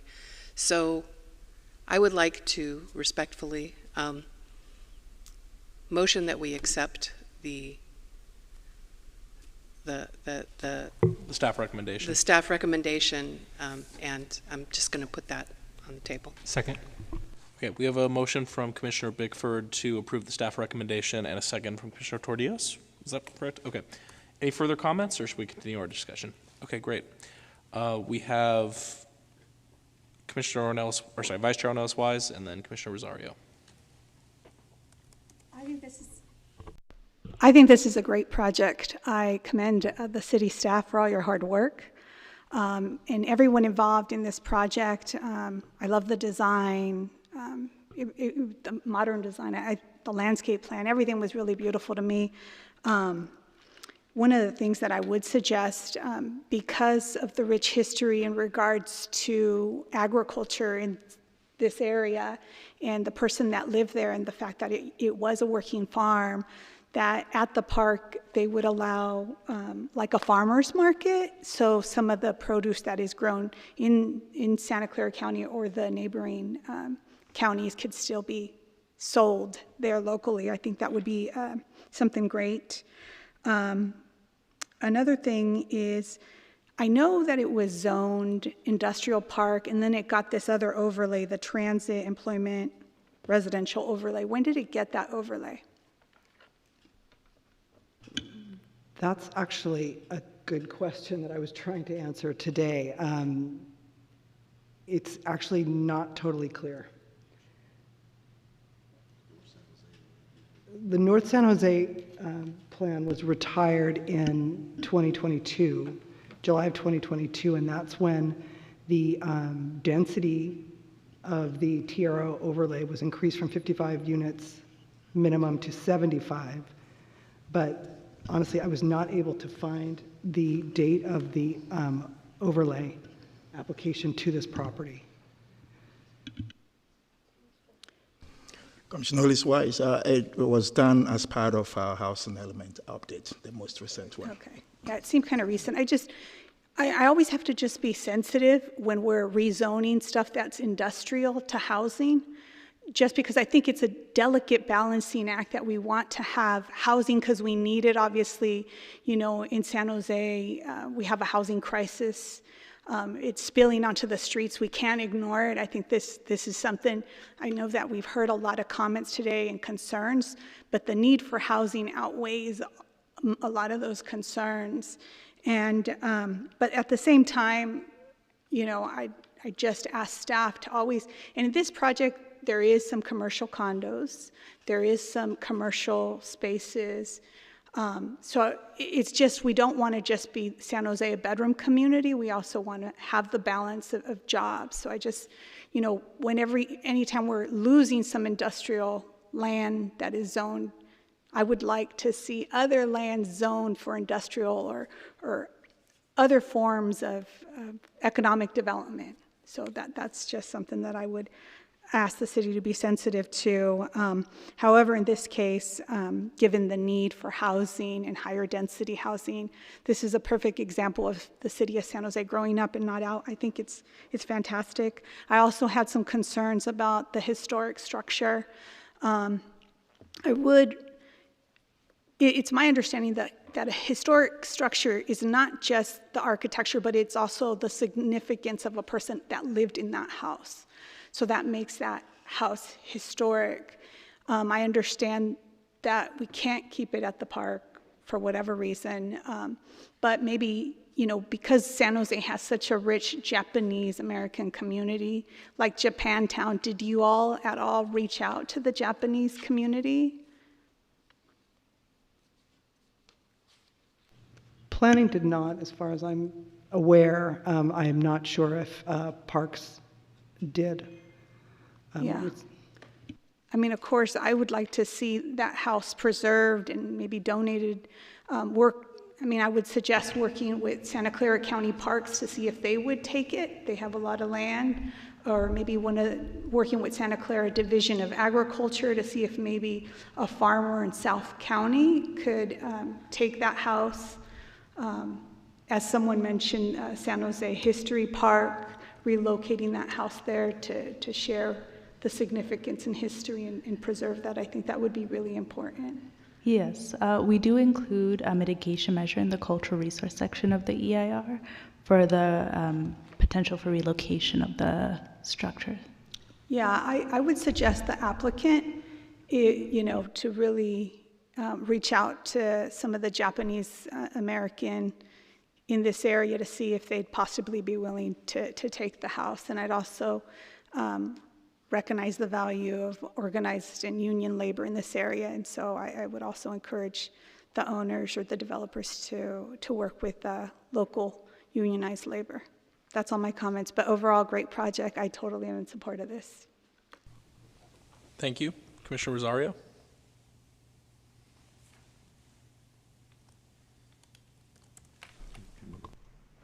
Yes, I had a question, and I was curious, in response to all the questions about the historical landmark and whatnot, how many historical landmarks are there related to Japan and World War II in the city of San Jose?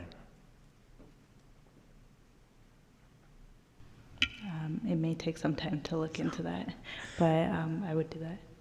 So we already have the Japanese Museum, right? The Kelly Park has the tea gardens. We have the landmark outside of the courthouse, the federal courthouse on First Street, right? It seems like we have a few, and then we have the sister city a sister city in Japan. Is that right? Did we receive any outreach from, as Sylvia mentioned, the Japantown Community Congress, AKI, the Asian Law Alliance? We did not receive any comments from any associations for Japanese American groups. Thank you. It seems to me if there was a huge community push, definitely by the Asian Pacific American, organizations, then this would resonate a little bit more with me. But the need for housing in the city is so dire that it just seems to outweigh kind of the concerns about this particular structure to me. I think the city just went through a divisive battle for years now on Measure E. Now there's going to be an upcoming argument about any regional housing bond. And I feel like those are the battles that we should be focusing on at this point in time. So I will support Commissioner Tordillo's, or was it Commissioner Bickford's motion? Bickford's motion with Tordillo seconding. All right. I don't see any other hands up. Do we have any further discussion? I just wanted to make a correction for the record that original terrace for the site was actually adopted in 2005. Yeah, so. Commissioner Oliverio? Yeah, I just wanted to say, outside of this development proposal of land owned by a Japanese family that was interned, just down the way in Los Gatos was the Yuki family who was also interned. And this, like that, were two empty parcels of land for a long time until the family decided to do something. In the case of Yuki family, I think there was a fair amount of interference when other development occurred in the area. And in this area, we've obviously had a lot of development over time based on the decade or based on the year. And if the family has conveyed that they don't believe it should be kept, I don't think I should strike them another penalty in life for having to have been interned and then to take away something that might change the value of the land for the family. So I'm fine with the motion, I'm fine with the staff recommendation, and I would also add, I remember when Santana Row was developing and they came up with the Century movie theaters, and they wanted to provide that to the city free, use it, take it, do what you want with it, and Parks absolutely refused because they didn't want anything to do with a historical structure or a structure. They just want to be able to provide open space. So I appreciate the makers of the motions in the second. Thank you. And staff work. Commissioner Cantrell. Yeah, I think I can accept the comments from my fellow commissioners here for the most part, except for a few things that I think are important for us to recognize. Historic homes become historic because of historic figures. And I think it's important not to erase them from those homes and just simply put up a new representation of who they are or who they might have been, especially in the case of interned Japanese families. So I think that's a step a bit too far. Otherwise, I think most of this plan is spectacular. I think most of what this does for our city is important. But I do not think we should, in due course, ignore the importance of nature. And when we can make small accommodations to ensure a better outcome, we should. That's not harmful. I think we should be careful with the nature that is there. Outside of those things, I agree. This is a great plan. I also think people with lower incomes deserve a little personal space too. And I think the dignity afforded to them should be the same dignity level afforded to everyone else. I know that it's hard to build affordable housing. I know that that is additional cost. But if I were to live in that building, I would notice that my neighbors have a significant advantage that I do not. So with that comment, I'll definitely support this, but I think we should be a little more careful. That's all. Vice Chair Elswise. Just because I'm a mother, I'm going to say that I really appreciate the park dedication. I know that it seems like a big emphasis on the dog park. I'm happy to see that there's a children's playground. I would ask if you would consider like swings and a slide and like a bigger play structure for the children. Thank you.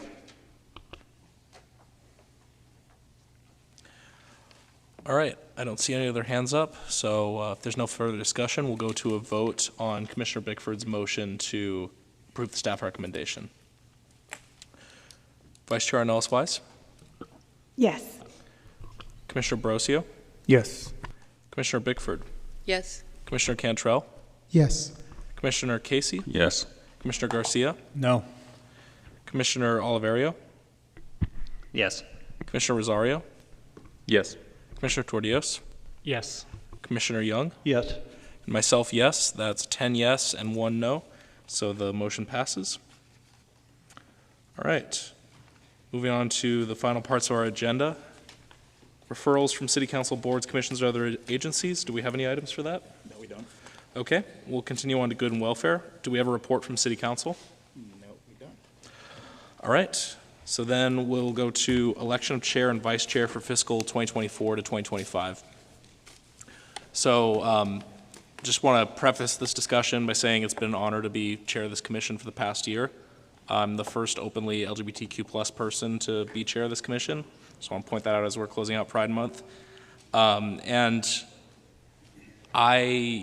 my goal from the beginning is to not drive our conversations, but to create an environment where everyone in this body can contribute and, come to better decisions together.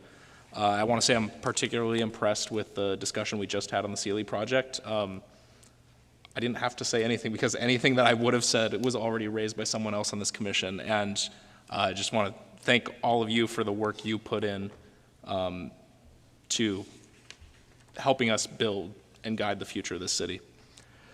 So the way this works is we'll take nominations for chair and we'll have a vote. And then afterwards, we'll do the same for vice chair. And so, yeah, it's pretty straightforward. Do we have any nominations for chair for the next year? Nominate Chuck Cantrell. Okay, Commissioner Casey nominates Commissioner Cantrell. Commissioner Cantrell, are you interested? Only because he suggested. All right. Do we have any other nominations? I'd like to nominate Commissioner Tordillos. I've always found him reading every single sentence in every single report. Thank you. Commissioner Oliverio nominates Commissioner Tordillos. Are you interested?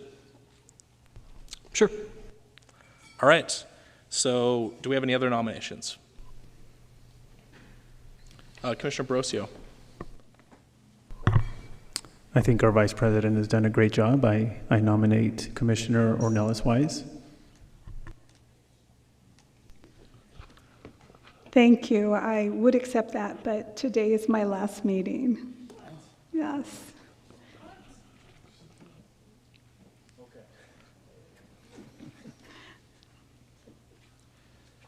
Thank you. Thank you, Commissioner Brosio. Do we have any other nominations? Commissioner Cantrell, do you have some?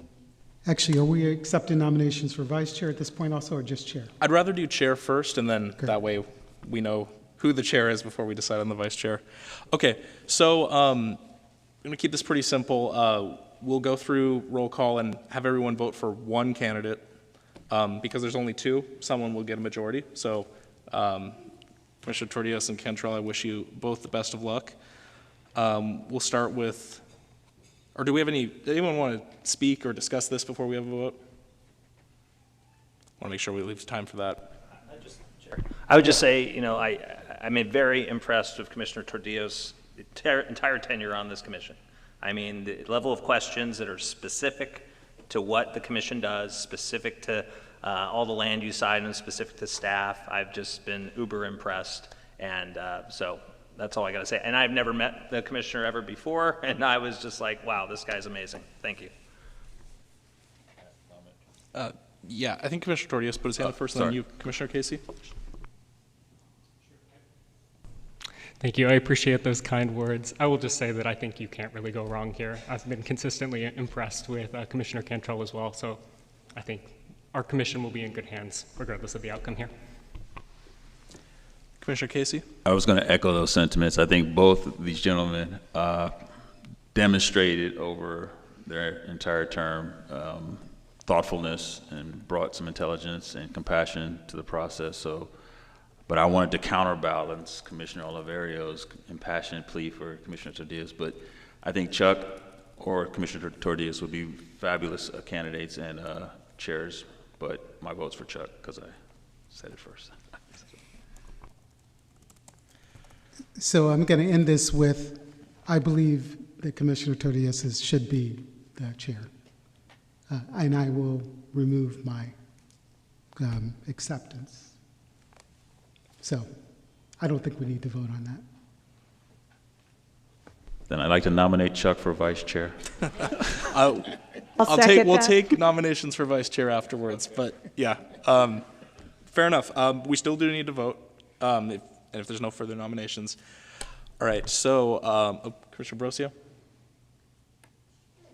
Yeah, I think a year ago I said something to the effect of it's good to have at least two. So I would implore that although you're a very humble commissioner, Mr. Cantrell, to maybe just leave your name on the ballot and just see what comes of it.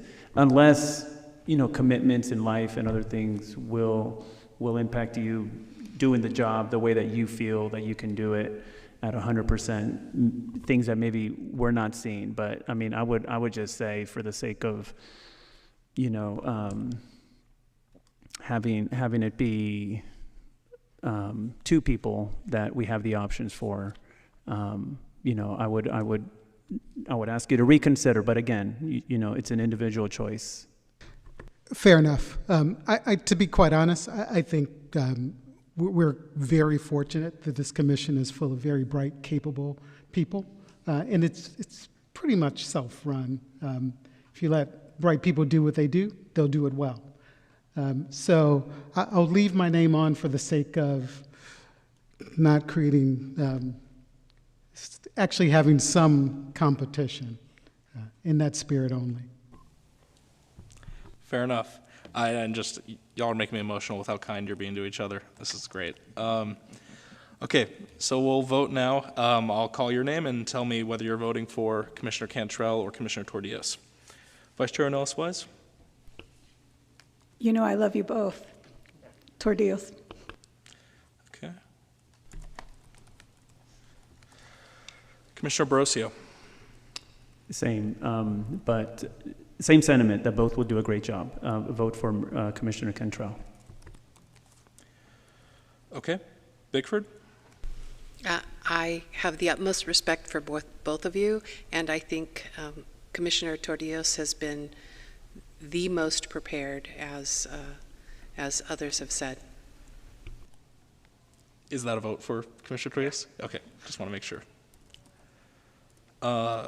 Commissioner Cantrell? Well, I would do this well. I actually respect and appreciate Commissioner Tordios' preparedness and capability and insight, and I think he'd make a fine leader, so I'll vote for you. Commissioner Casey? Cantrell. Although I do think all the comments that were made, I stand behind all the sentiments that were expressed here. You've always been on point, and I'm impressed with your tenure thus far as well.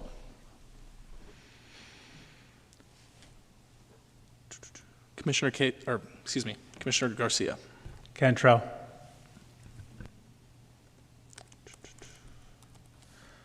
Commissioner Oliverio? Tordios.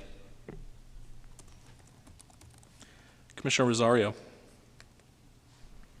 I'm pretty excited to see what he can do. Tordios. Commissioner Tordios? As I said, I've been consistently impressed with Commissioner Cantrell, so I will be voting for him. Y'all are cute. Commissioner Young? Tordios.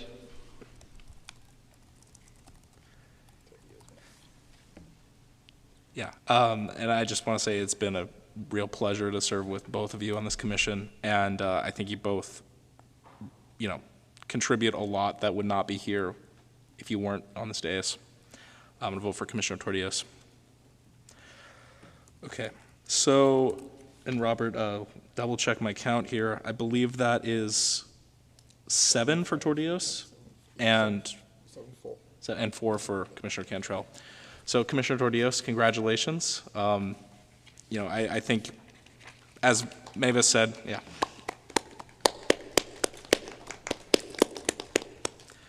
Yeah, as many of us said, both of you are immensely talented and qualified, and it is a big job to take on, and happy to talk to you and, answer any questions you have about sharing this commission. Looking forward to seeing you in this seat. All right, so at this point, we'll move on move on to, that's what I was about to say, move on to selecting our vice chair for the following year. So, as you all know, the vice chair, their job is to chair the meeting if the chair can't be present. That's otherwise all there is to it. When I was vice chair, Commissioner Oliverio was always here, so I never really had anything to do, so it, in that sense, is an easier job, but it needs to be someone who can be prepared to step up if need be. So do we have any nominations for vice chair? Cantrell.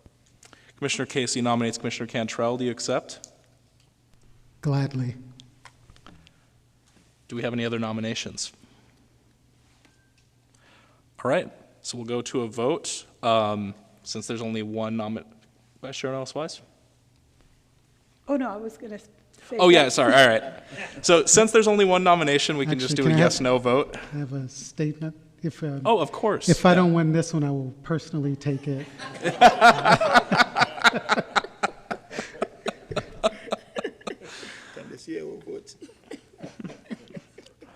Yeah. All right. So, like I said, one nomination, so yes or no. Vice Chair Ellis-Wise? Yes. Commissioner Brosio?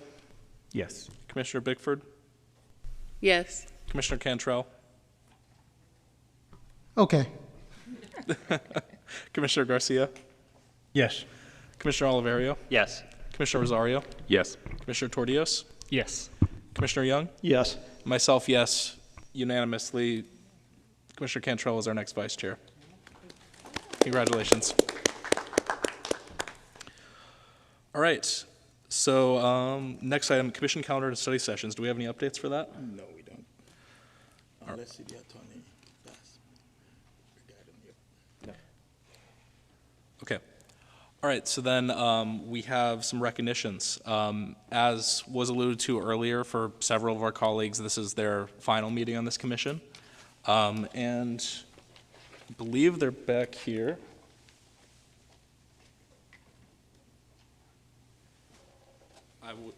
I was handed these certificates of recognition. Do we have the one for Commissioner Ellis-Wise? Great. Should I just read it? All right. Be it resolved by the Planning Department of the City of San Jose, whereas Ms. Sylvia Ornelas-Wise has served as a member of the Planning Commission from June 24th, 2021 until June 30th, 2024, and as Vice Chairperson from July 1st, 2023 until this day. And whereas Ms. Sylvia Ornelas-Wise, Planning Commissioner of the City of San Jose, has given of herself with devotion, honor, dignity, and integrity. Whereas Ms. Sylvia Ornelas-Wise has served with an interest in land use planning and an understanding and respect for all citizens of San Jose of diverse opinions and backgrounds. And whereas Ms. Sylvia Ornelas-Wise will be remembered as a hardworking and sincere member of the Planning Commission of the City of San Jose. Now, therefore, the Department of Planning, Building, and Code Enforcement recognizes the commitment and contribution that has been made on behalf of the San Jose community, and the City of San Jose Planning Commission unanimously approves this resolution of commendation.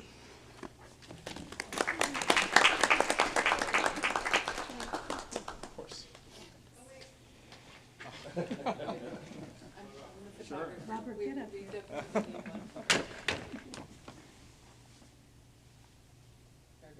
you.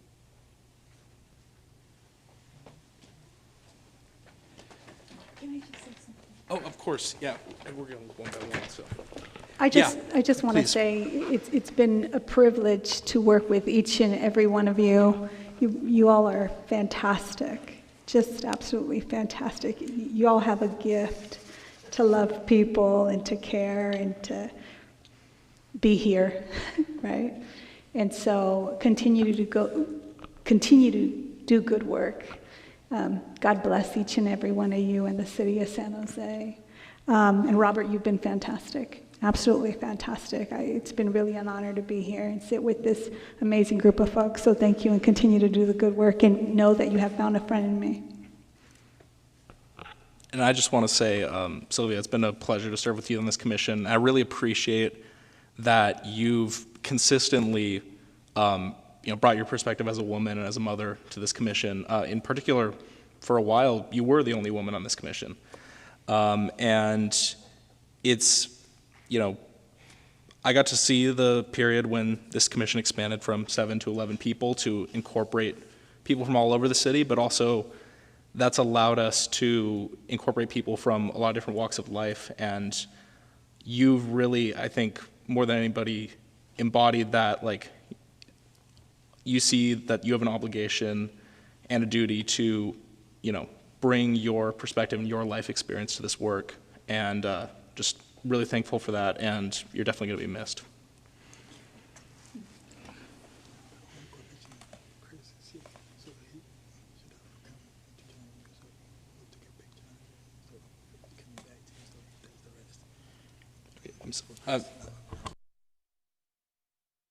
Chris, I didn't even see you're here. You want to come down? So if you don't mind, we'll do it again, then you can take a picture. Okay. So yeah, Robert's asked that we take another picture with Chris in it, so as he's the director of Planning, Building, and Code Enforcement. Yeah. And some of my family's here. That's my husband. And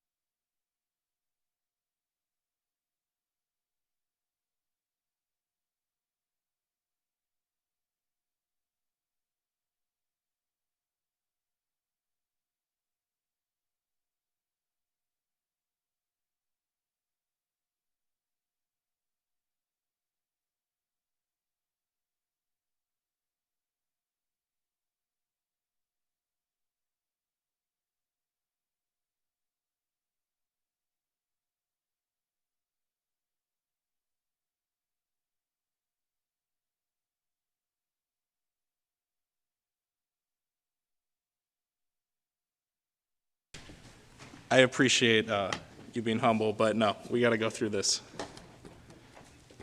You deserve it, man.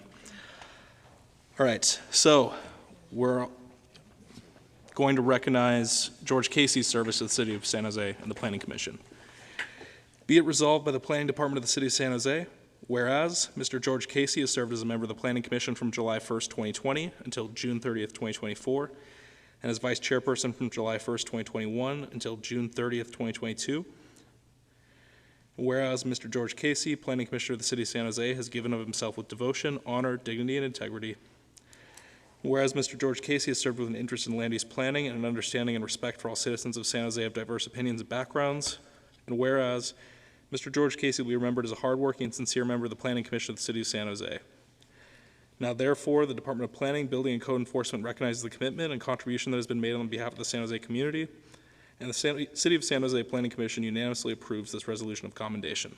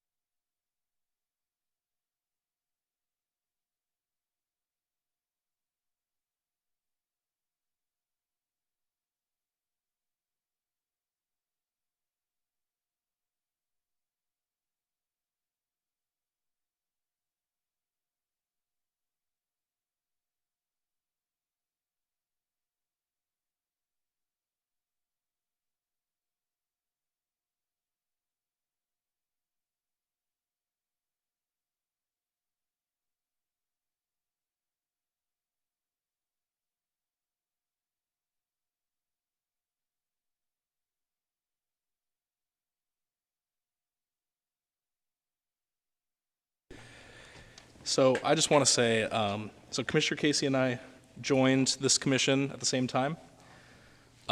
It was definitely a challenging time because we were starting as new commissioners and during COVID with, and if I remember right, like 5 of us were new on a commission, no, sorry, 4 of us were new on a commission of 7 people. And so it was chaotic. It was a lot to learn because, you know, I had really no land use background before that. And I just appreciated that we were all struggling through it together.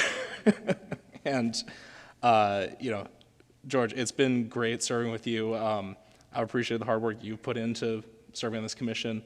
And also the tenacity in getting here in the first place. I think you went for it, what, like 3 times before you got appointed? It was an arduous process. Yeah, yeah. And so, yeah, thanks for all your work the past 4 years. It's been really great to get to know you, and excited to see what you do next.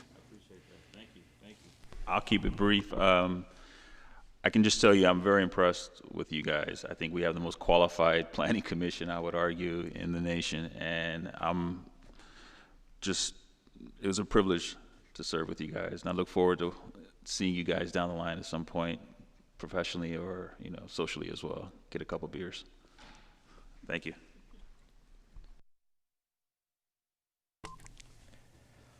All right, so we'll continue on. We have a recognition for Jorge Garcia's service to the City of San Jose and the Planning Commission. Be it resolved by the Planning Department of the City of San Jose, whereas Mr. Jorge Garcia has served as a member of the Planning Commission from July 1st, 2020 until June 30th, 2024, whereas Mr. Jorge Garcia, Planning Commissioner of the City of San Jose, has given of himself with devotion, honor, dignity, and integrity, whereas Mr. Jorge Garcia has served with an interest in land use planning and an understanding and respect for all citizens of San Jose of diverse opinions and backgrounds, and whereas Mr. Jorge Garcia will be remembered as a hardworking and sincere member of the Planning Commission of the City of San Jose.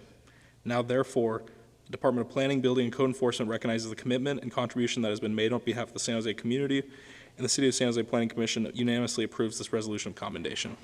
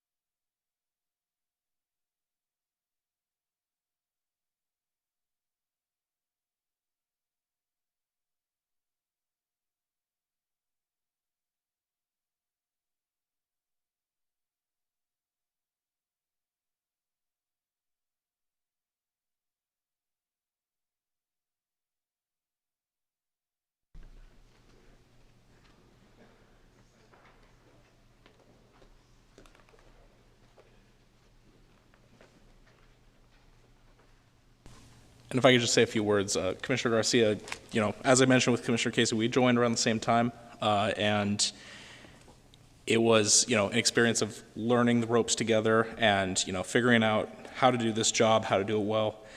And I really appreciate that, when you contribute to the discussion, that you're bringing something that we're not, you're adding to it and bringing up points that we weren't discussing otherwise, making sure that we're seeing the whole picture. And just want to say I really appreciate the work you've put in on this commission the past 4 years, and it's been an honor to serve with you. Thank you. I feel the same way. It's been an honor, a privilege, and a learning experience for sure. A growth opportunity, and I'm thankful for the opportunity, and look forward to continuing to see you guys in the future. Thank you. Commissioner Oliveira, did you have some comments? Yeah, I just wanted to congratulate all three. I mean, I think we all have a good dialogue here, and it's been great to serve with you all. And Commissioner Ornelas-Wise, you brought that always that vantage point of a mom concerned about children, safety, various aspects. You also brought your urban planning background to the table. Commissioner Garcia, that of being in a real estate environment, you were always concerned about neighbors and private property rights and, real estate law. And to Commissioner Casey, very focused as your background from an attorney and even almost your methodical questioning or your just determination of the right thing to do. So thank you all for your service, and have a great summer. Can I just Of course, Commissioner briefly- Cantrell. It's interesting because I didn't know any of you until I sat in this room with you, and I learned to respect and appreciate each of your individual contributions for certain. The way that you care, Ornelas-Wise, I'm sorry, Commissioner, or Chair, Vice Chair, the way that you care for families and kids made my heart move every time. It's an important perspective, and it's unfortunate that most of the men in this room don't say that first. So really appreciated that. Commissioner Garcia, you are a man of tremendous integrity. I really, really respect that. I can't tell you how important that is to me, but for you to be that way in this room consistently was really important for all of us. And Commissioner Casey, you're an amazing person. I think you could get one more term, though. No, I really respect and appreciate your contributions, your friendship, and your willingness to dedicate your time to this effort in a meaningful way. So thank you all. Thank you, Commissioner Cantrell. And I actually have one more here. Let me just read it. Be it resolved by the Planning Department of the City of San Jose, whereas Dr. Robert Kweku Manford has served as the Deputy Director of the Planning Division in the Department of Planning, Building, and Code Enforcement since November 25th, 2018. Whereas Dr. Robert Kweku Manford has also served as the Secretary of the Planning Commission from January 16th, 2019 until June 30th, 2024.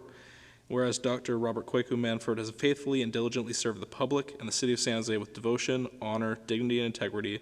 And whereas Dr. Robert Kweku Manford will be remembered as a hardworking and sincere public servant of the City of San Jose. Now, therefore, the Department of Planning, Building, and Code Enforcement recognizes the commitment and contribution that has been made on behalf of the San Jose community, and the City of San Jose Planning Commission unanimously approves this recommendation of commendation.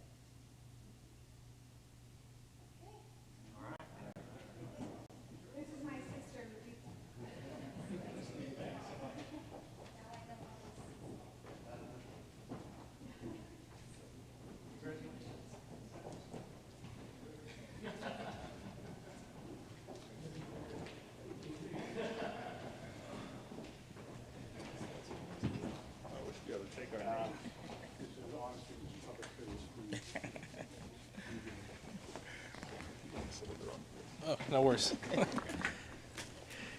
Yeah, so Robert, it's been incredible working with you. I really was just greatly appreciative early on when you were reaching out and be like, you know, here's my number, any questions, always here for you.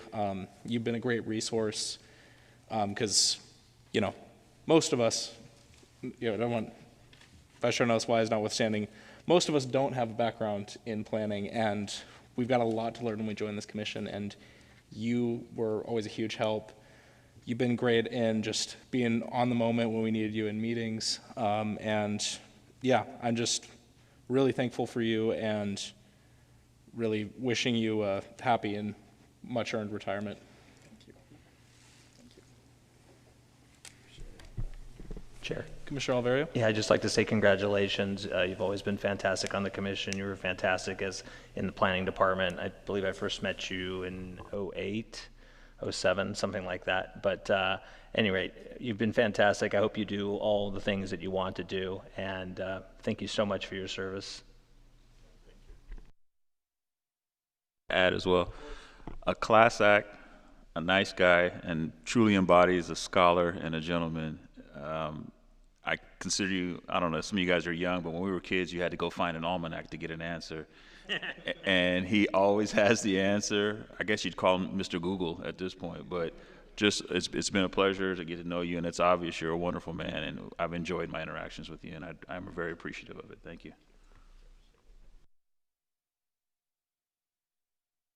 Robert, well, I've told you before, I think you're fantastic. Yeah, I think you're truly a man of God. And I think you're blessed and highly favored. And I wish you nothing but the best. Thank you.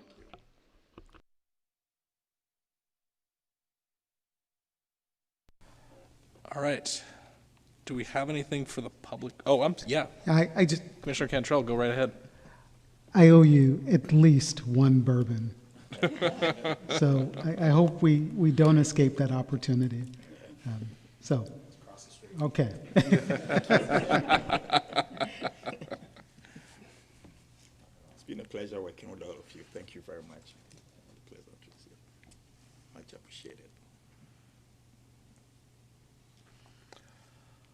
All right. Anything for the public record? All right. Then with that, we're adjourning the last Planning Commission meeting of this fiscal year at 8:56 p.m. Thank you, everybody.